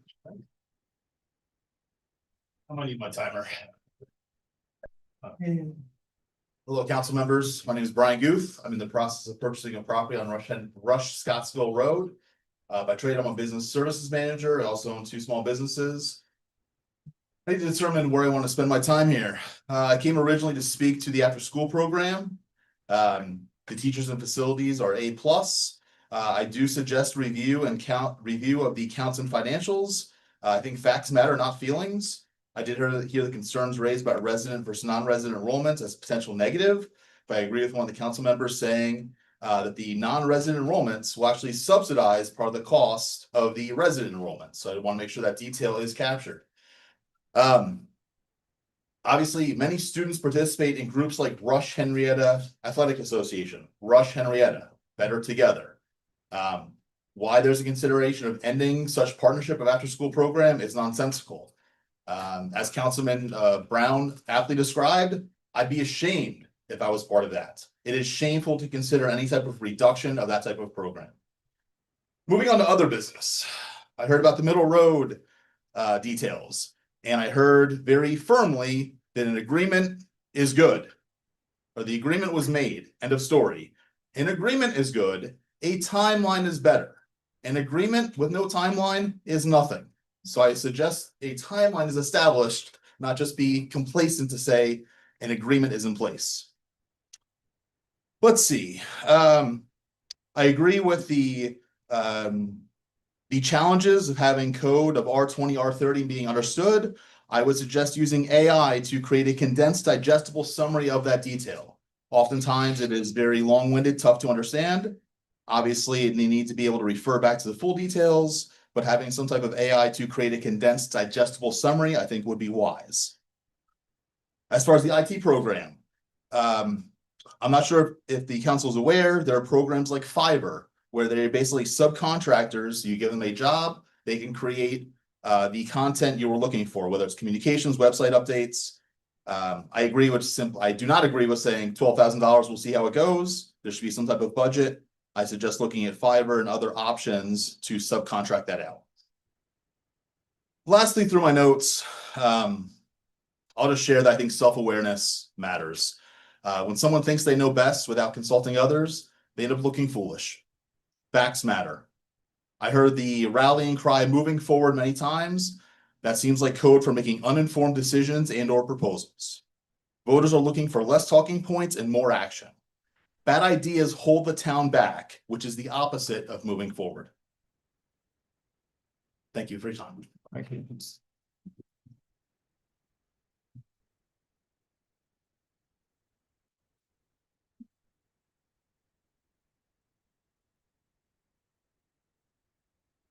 Mary Ellen Heyman, Middle Road. Talked a lot about Middle Road tonight. And over the past year and a half. This has not been an easy project for us. Kelsey has worked hours and hours and hours investigating, looking, learning, and using all of her skills to bring to you the information that we've brought. And I would have to agree with the gentleman that just spoke, that thinking that you know something doesn't necessarily mean that you're going to do anything about it. Where is the timeline? And that's what we're asking for. That's why we emailed everybody. And the county, if that's who's going to do some of the work and who you're speaking with, they've dealt with this for years. That's what they do. They're not intimidated. They're not concerned. That's their job and they know how to do their job. And I find it very hard to believe that we can't get a plan together with a timeline. So we're here after your comments to say that's what we want. And we've been very patient. And there's only so much patience. And I stand here today very impatient, not so much about the Middle Road project, but about the way this town board is acting and working together. I'm very disappointed at tonight's meeting. I can't tell you how much individually I'm very appreciative of town board members who have come out, who've listened. The new folks have only listened to us for a few months, but Luther and Derek have really been through the whole thing with us. It's very disappointing, just the attitudes in the room and the inability to listen, the inability to compromise, the inability to have a discussion, and the inability to have facts in front of you before you come out and make recommendations. And the last thing that is almost intolerable is the way you treat your employees. And with that, I'll be back about Middle Road. Are you coming up? Yeah. All right. But I will also be back about this. I come to these meetings expecting a level of professionalism. And I realize everybody, 3 people are new. I get that. I've been to a lot of meetings in my life. And I always thought I could never see anything worse than some of the other things I've seen. But tonight takes the cake. Kelsey at Middle Road. I just want to say thank you to Derek and Luther. It sounds like some conversations are happening, among the town highway department, Supervisor Hankins, conversations among the Monroe County DOT, but really a collective conversation and a timeline is what we are asking for. We understand, municipalities and the way that they function overall. We understand that those conversations can be lengthy, but really locking in something, not just yes, we're going to do the work, but when are we going to do the work? What does the plan look like? More details would really give us confidence in some of the corrections that may be being discussed right now, we just don't have visibility to. So again, a collective conversation. If we have communication with the county DOT and we have communication with the highway and they're going to speak together, bringing the entire group in some, if it's a public forum or a side conversation, I don't know what the style needs to be, but to make sure everybody's involved with all the details. Supervisor Hankins, you spoke a lot tonight about making the plan, making sure that, there's engineering behind plans and creating long-term solutions. That's what we're looking for. On Middle Road, our properties day by day, today's rainfall, erosion, wall collapse. It's nonstop. And the rain doesn't even have to be happening. It is in dry weather. Now it's eroded so badly that in dry weather, the walls are still collapsing. So for us, it's every day. We look out in our yards, we look out at this problem in our homes. There's no comfort, right? We're suffering from this constantly. So to lock in a plan, to know a timeline, that's what we're asking for. I appreciate the effort that you guys have put in so far to get these conversations going, to be supporting us, to have come out to the road. And we just want to continue to work with you for a collective long-term solution where this doesn't need to be brought up again. I appreciate it, guys. Thank you. No comments? Okay. Before we dismiss, Go ahead. I'd like to make a motion that we go into an executive session to discuss a personnel matter. That would be fine with me. Second. Councilwoman Riddle, Okay, yes. Ice, No. Lopton, Aye. Councilman Brown, Aye. Supervisor Hankins. Right. Thanks for coming, everyone. Conduct business after, just letting you know. I was. It does not end until we come back from executive session. That's fine. I'm not gonna keep any of here. Thank you. I just wanted to keep it out, but then. No other business will be handled after the executive session, correct? Is that correct? No other business will be handled after that's exciting.